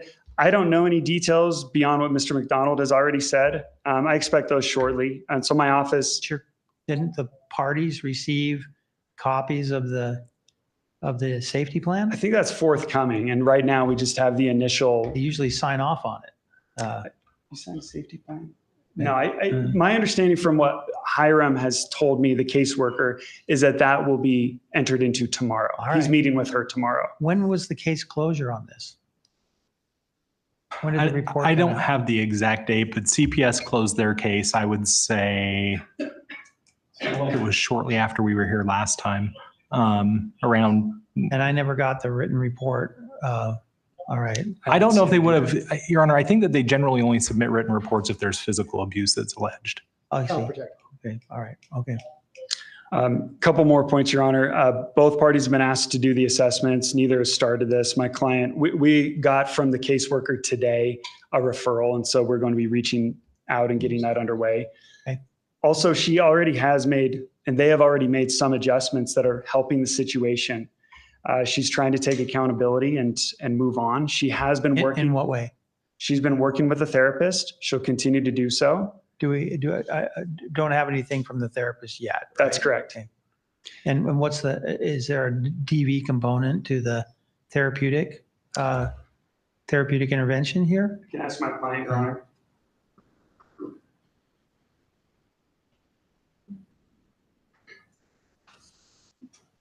It's a big theme in the therapy. They're going over it and talking Right. about it. Okay, all right. We don't know if Mr. Mortensen is. From the tone of his filings, my guess is he is not undergoing therapy. Very importantly, Your Honor, party communications. So messages between Dakota and Taylor have stopped entirely. She stopped the communications long before he filed the protective order. Well, there has to be some means of communication. They have a child. Using a third party right now. Yeah. Okay, good. Now, one thing you'll have to grapple with today is institution of our family wizard. My client thinks it'd be a good idea if and when they resume those parenting communications. This might be a situation where we continue to use a third party for the time being, and then revert and then switch to our family wizard. Think continuation of using neutral location for exchanges would be helpful. Using third parties to facilitate exchanges will be helpful. This has been voluntary, Your Honor. I mean, her working with DCFS, her accepting feedback from law enforcement in terms of how to get make some adjustments to create some distance from Dakota. These have been voluntary adjustments that she's made. Some people completely disregard what DCFS requests, what input law enforcement might provide. But this is something that she's taking to heart. Well, everyone says that they'll be in compliance. Time will tell, right? Yeah, exactly. I understand.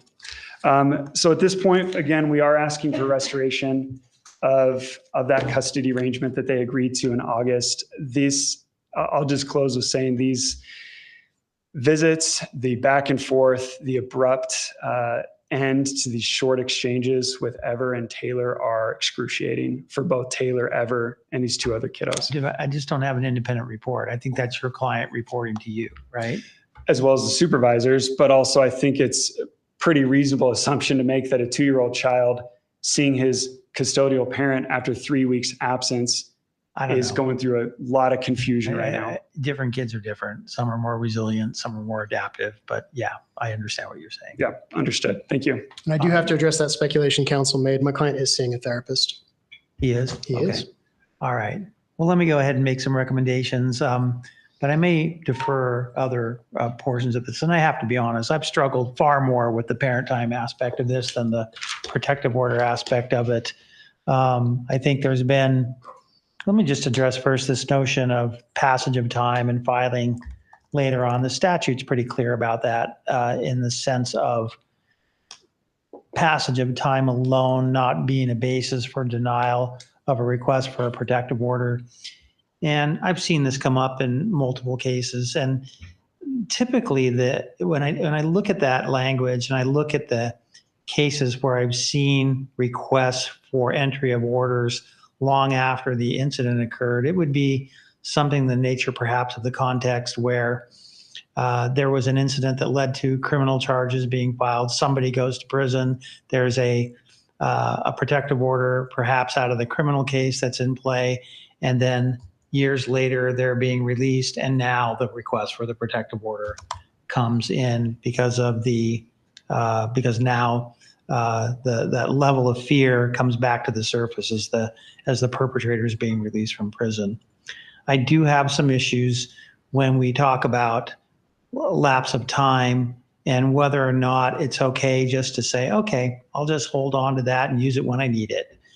When custody issues may arise, for example, years later, I'll go ahead and make my request for the protective order, knowing that there's this passage of time provision, and use that down the road. And I have a problem with that.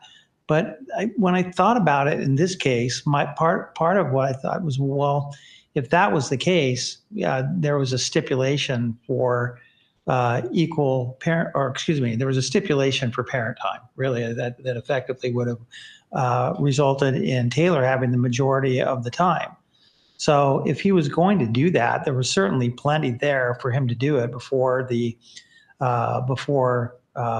stipulation was entered into, meaning that he knew about the incident in 2023, the incident in 2025 had occurred, and then the stipulation came after. And then after that, it's when the protective order was filed. So I don't necessarily think that was a primary motivating factor for him, at least to gain a leg up in a custody dispute, because I think he could have done that a long time before.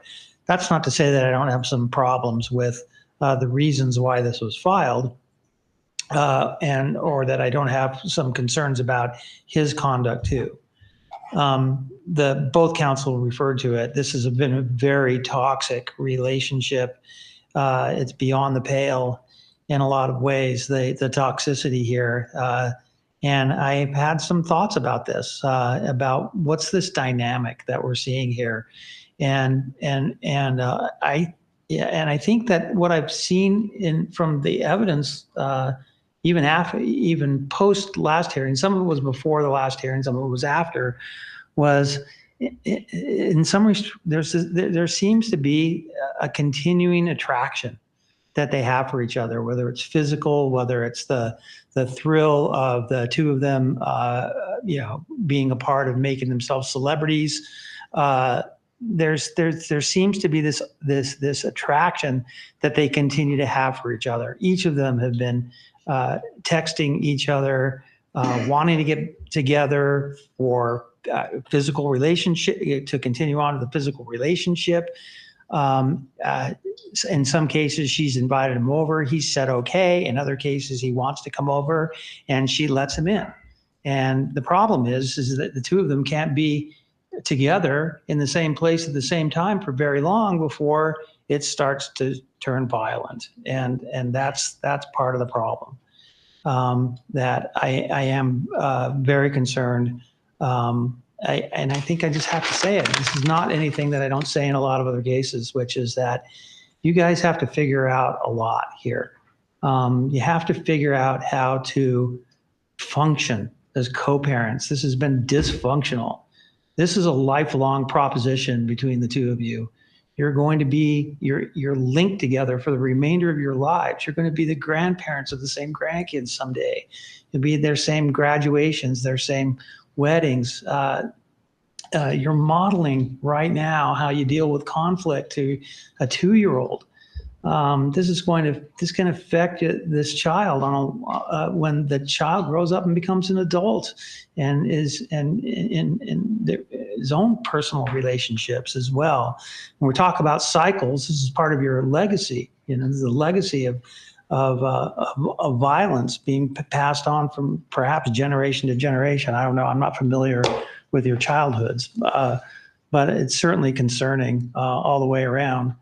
Meanwhile, I have to make some decisions about, because you couldn't come to agreement as between yourselves, I have to make some decisions about not only entry of orders, but then on top of that, if not here, then in the domestic case as well, about what your parent time arrangement is going to look like, at least for the short term at this moment.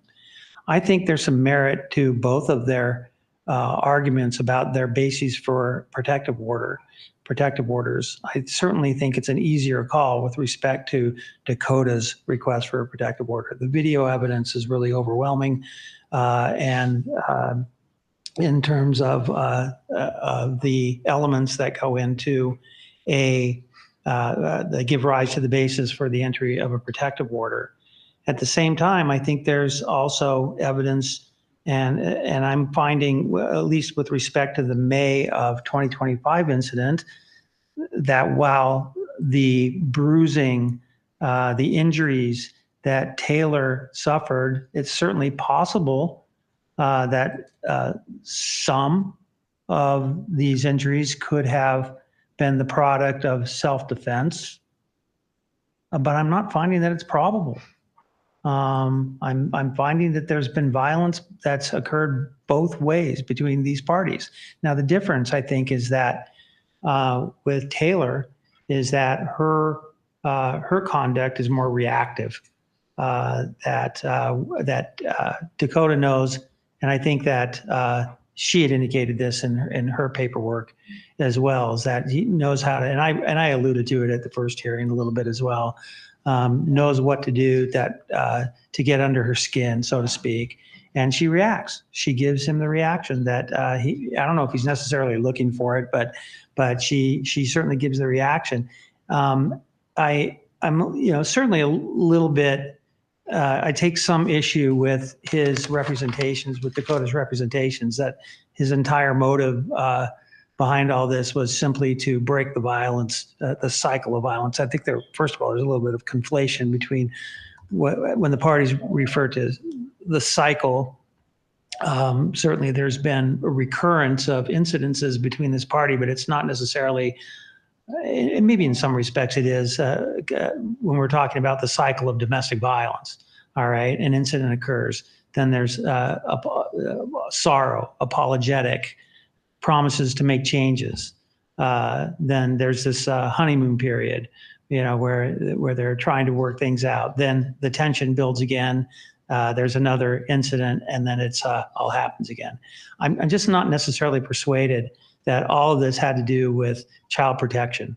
I think some of it was, but I'm not sure that all of it was, because when I reviewed some of these videos that were taken by him, and quite frankly, this is I haven't really seen a case where the video evidence was of such a degree that I'm seeing in this case, where there's this where it's handheld type video that during the incident, as opposed to it being, say, a Ring camera that might have been in the room that's recording everything that's going on at all times, where we could maybe go back and look at the whole thing. This is handheld stuff. So he's got this child, for example, in the May 2025, the earlier part of that, I believe it was May of 2025, where he's holding the child in his arms, she's attacking him.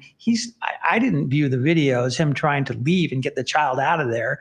I viewed him as him standing there being more interested in whether this video recording, he's looking into the camera in some instances, I think in a couple of these videos. One where I think somebody else was filming him while he's sitting in a truck and he's on the phone with Taylor. And so I think part of that is, a greater concern about preservation of evidence than it was about removing the child from the situation, which I think is borne out by the fact that he was supported as well by the DCFS for failure to protect.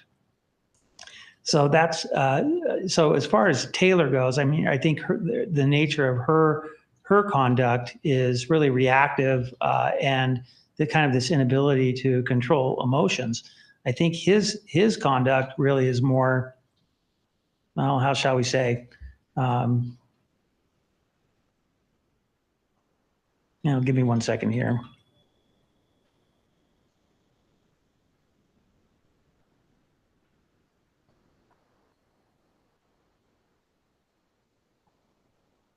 I think it's more deliberative. I think in the sense of,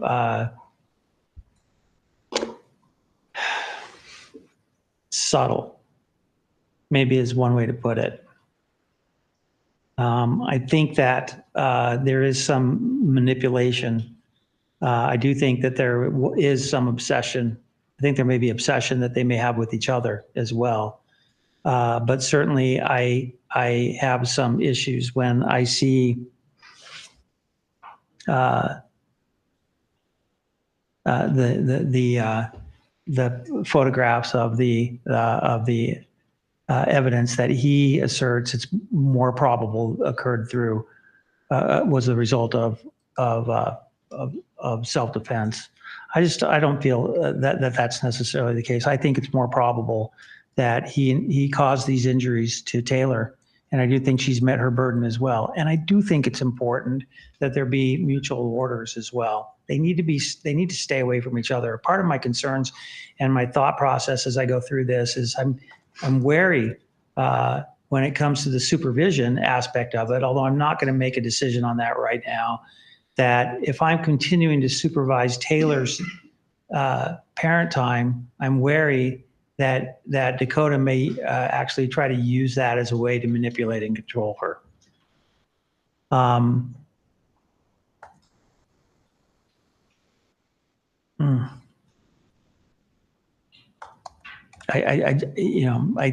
think, I'm just not persuaded either that with Taylor's filing, that it was solely due to breaking the cycle of ending the relationship. I mean, I think there's some merit that I'm giving to the declaration of Jesse Draper as well.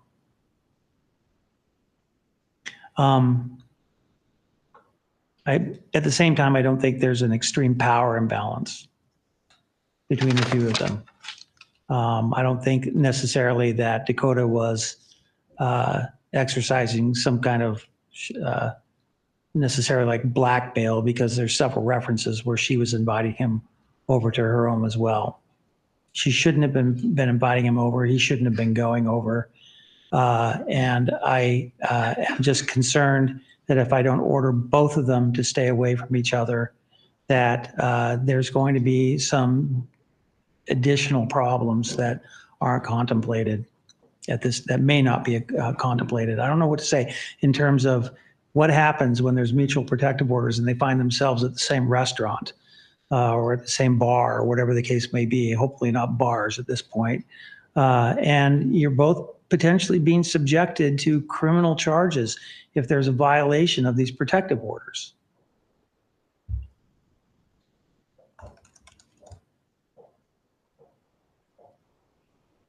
I'm hoping that you're not people who just thrive on the drama and the conflict.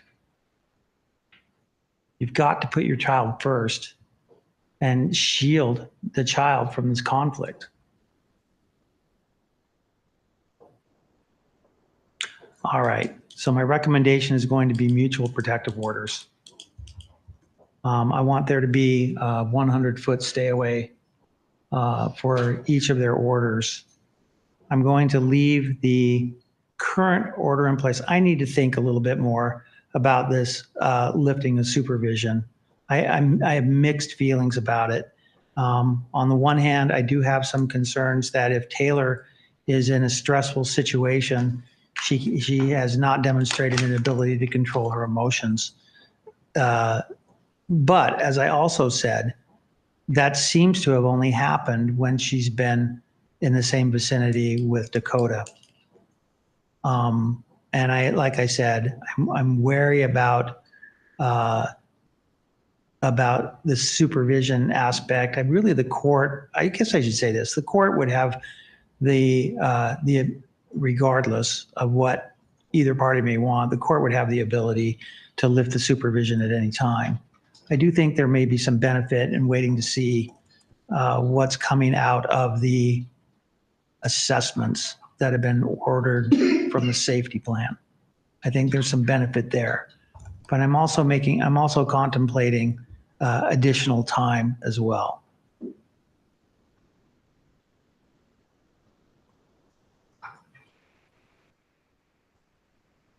What I meant to say earlier, the word I was looking for is I felt that Dakota's behavior was a little bit more calculating rather than reactive.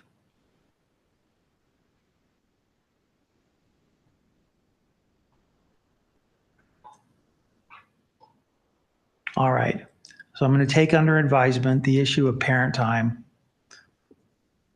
Interestingly, over the next week, I'll be in DC at a domestic violence training while I'll be processing all this.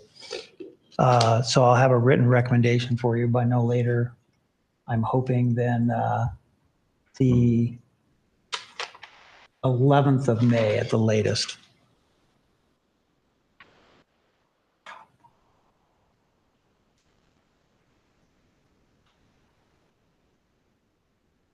Any questions about the PO? In terms of the PO? You want me to modify it in any way with parent time? No, same parent time. And parent time means what order listed? Same parent time as we have up to today, but I'm going to make a recommendation about that parent time on or before May 11th. So I may make changes at that time. And then if that happens, we'll issue a modified protective order that reflects the new parent time order. All right. And then review hearing? That's a good idea. I didn't hear that. Review Review hearing. hearing. Oh, yeah. You have to, if you want to do it down? Or do you just want council to file it? No, I want to put it on a special setting. I'm just wondering how much time do we think we need? in my opinion. You asked for it. I know. I frankly don't think we're going to need a ton of time. I mean, what I want to do is get those. Don't want to assessments. put it on my regular protective order calendar where I have 15 other matters. I think Sure. that's a good idea, Your Honor, Yeah. not to put it on that calendar. I mean, depending on how much time you have, I think if we set it for an hour, I think we would be done in an hour. And we might be done in less time than that, frankly. 30 days? I mean, yeah. Or do we need more time than that? I mean, do we want to have the assessments back? I don't know. I would like to have Yeah. the assessments back, but I'm good coming back in 30 days When and is seeing where when we're are at. you going in to take your assessment? I mean, we're going to do it ASAP. I mean, we have the referral for it. Let me ask the counsel for the parties. DCFS hasn't given my client a referral for the assessment yet, but he's been in contact with them and they've been chatting. He's done everything they've asked. So I can make sure we push it up and make sure they get that referral. I would estimate, just based on my knowledge of DCFS cases, Your Honor, and how they go, I think 5 weeks would be the minimum for a review. Okay. And I agree with that. And that pushes us out beyond the team meeting that's scheduled for May 27th. Early June?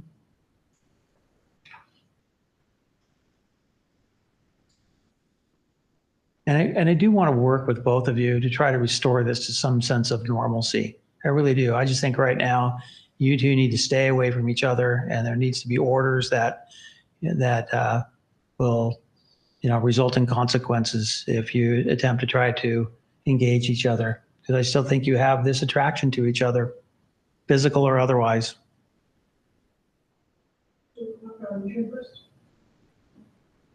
June 1 at 2 o'clock. I am available, Your Honor. That'd work for me. Okay, Mr. Swinyard. Would we perhaps be able to do it via WebEx? I expect to be out of town that week. If you want to make a request for WebEx, I think you have that right. The way I read the rule is that we're supposed to grant those requests unless there's a real compelling reason, like you're going to take somebody into custody. Sure. No, then we can make the first work. And obviously the court is evaluating different scenarios for the next 5 weeks. And I want to read the case too that Mr. Hall had alluded to, because I think the suggestion there was it's oversimplification to, if I'm making a ruling, I don't want to run afoul of the statute, or excuse me, of the case law. If I'm unduly compartmentalizing, saying everything will be fine as long as she's not around him, right? That's what the case says. You can have my copy if you'd like. Okay, all right. What time on the first? I had 2 o'clock. 2 o'clock. Your 2 Honor. o'clock. WebEx is permitted. Mm-hmm. Do you want to do it by WebEx, everybody? I think it's been a Make it a long remote day, thing. and I'd probably want to talk to my client about it, but I love the option. Okay. All right. So next 10 days or so, I should have the recommendation on parent time. At the very least, I'm inclined to expand parent time. The bigger question for me is, should I be lifting parent time? I think you want to go all the way back to the terms of the agreement. I think I'm kind of more inclined to take baby steps towards getting there. But that's, I think, in a lot, but I don't have really a petition to set aside the stipulation. You were talking about that too. So I don't know really what the objective is otherwise, other than what they had stipulated to before.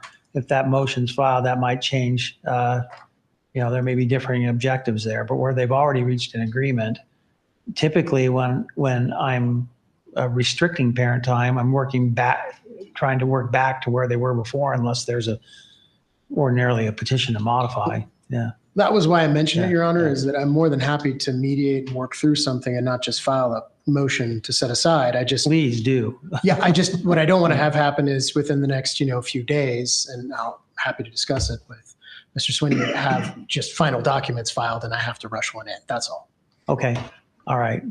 All right. Well, I certainly encourage the parties, to the extent that they can, let's check the box for mediation for sure. Yeah. because I do want them to keep working on trying to resolve these disputes. Ultimately, it's the hope of the court is that's the place where you get. So you're not dealing with judicial intervention. You're not coming here, giving up all your power and having the court force orders on the two of you that with the assistance of counsel, you're working out these disputes between yourselves. That's my hope. I mean, unfortunately, you've been unable to do that thus far. If we can find a mediator between now and June 1st, will the court order us into mediation? We can give it a shot there. Do I need to order it if you're? You don't need to order it on our Yeah. part. And I believe our protective orders will have an out for mediation, if I'm not mistaken. It'll have a Protective order box should- checked for mediation. Yeah, It's allowed We're so for just asking mediation. if counsel would stipulate to an early mediation. Yes. Okay, all right. If you're both okay with mediating and working on it outside of court, that's something I'm typically always encouraging. I know there's some DV aspects in terms of, I'm not going to force mediation in a protective order case. Let's put Most it that way. mediations now are online in Yeah. separate rooms, and we never see each other anyway. Right. So Right. Yeah. I mean, if we didn't have Mr. McDonald on the case, this might have been a good one for referral into the new pilot program. But that's presently, that's going to screen it out presently. Okay. All right, we'll come back and have a review hearing then on June 1st at 2:00. But before then, you'll get a recommendation from me in writing about parent time. All right? Last question. Communicate with the petitioner, third party, speak contact, says legal representative, you still want that? Let me look at it. And those are right here.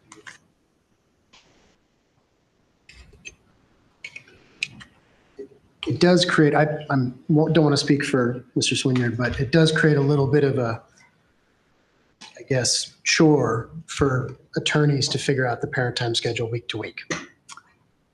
Indeed, yep. Week to week? We've been doing it week to week. Let me take a look here. And adding to the difficulty is having to coordinate with supervisors. So hopefully, if and when that's lifted, Well, it the will simplify. supervisors are kind of aligned with her, aren't they? Are they making themselves available? Yes. Or they have their own lives It's- too. You know, it's still a challenge though.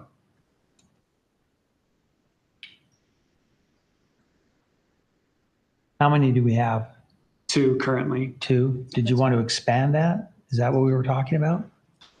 We can attempt to. I mean, we would need to speak with our client and go through the previous system of sending them through Mr. McDonald. We're happy to do that.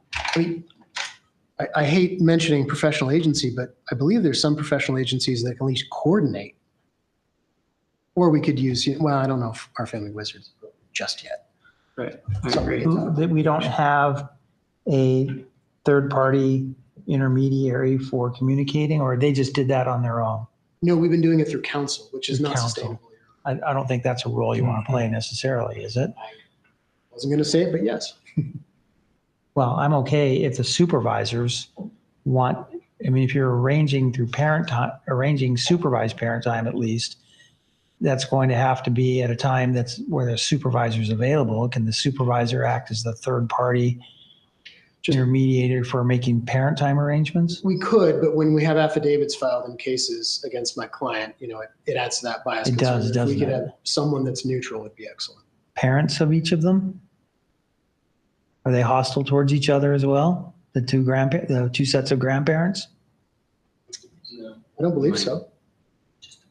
What I can do is I can submit names no later than tomorrow, and maybe council could do the same, submit 2 or 3 names. And I think this is something we'd be able to sort out because you're asking not for a supervisor, but someone to coordinate parent time. Well, as opposed to the 2 attorneys, as Right. opposed to the council. Right. Just make sure I understand the role. We could submit names as well. We might need until Monday, but All right. You going to be able to work that out without me having to make I think so. that decision as well? Okay. Well, one easy way, Your Honor, is to give Mr. McDonald the final call if we have a disagreement of who could do it well. I would be happy to do that. Okay. All All right. right. As long as you're willing. All right, so I'm sorry, back to your question. I just wanted to know if you wanted me to list somebody's name in there specifically, or if you wanted me to. Let's just say is mutually agreed, and if there's no agreement, then to be determined by the guardian ad litem. But again, this could all change in the next couple of weeks. I am contemplating lifting supervision. I just want you to know, okay?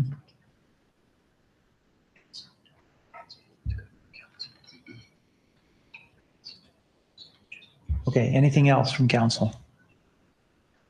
Nothing from us, Your Honor. Okay, wait right here. We'll get the protective orders issued. These are now 3-year orders, just so you're clear. These orders that I'm issuing now are 3-year orders. They're designed to expire on their own after 3 years.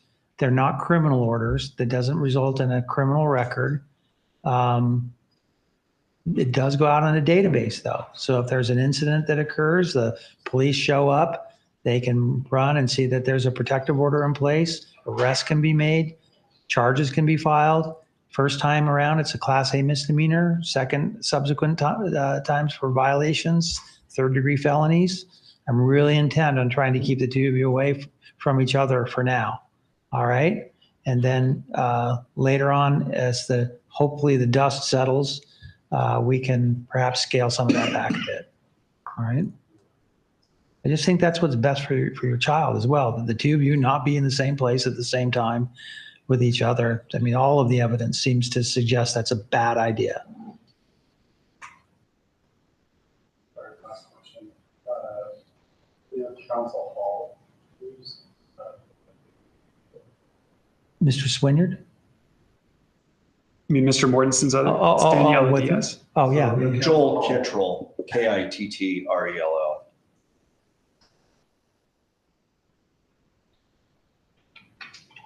So we're going to issue the orders. I want, you can flip a coin if you want. One of you leave first, the other remain behind in the courtroom and until one is able to leave the premises and then the other can My go. client volunteers to go second. if All that right. works for you. Okay. You do? Okay, okay. Bailiffs have that worked out. All right. Don't leave yet. Don't leave yet. We've got to get you the order. Ms. Hall's family and council leave first last year. And then we'll ask both of you out. Is it okay if I speak right now, Commissioner? Yes. So for everybody that's here in the media, I've been advised, program is closed. If there's any interviews that want to be engaged in, we are requiring that you step outside the property and then you can engage in any interview process. But nothing will occur inside the property. Does anybody have questions on that? Meaning the broader courthouse. The courthouse itself inside. Once you exit the doors, have any interviews that you'd like to on that. Okay? Understood. And we'll escort you out. Appreciate that.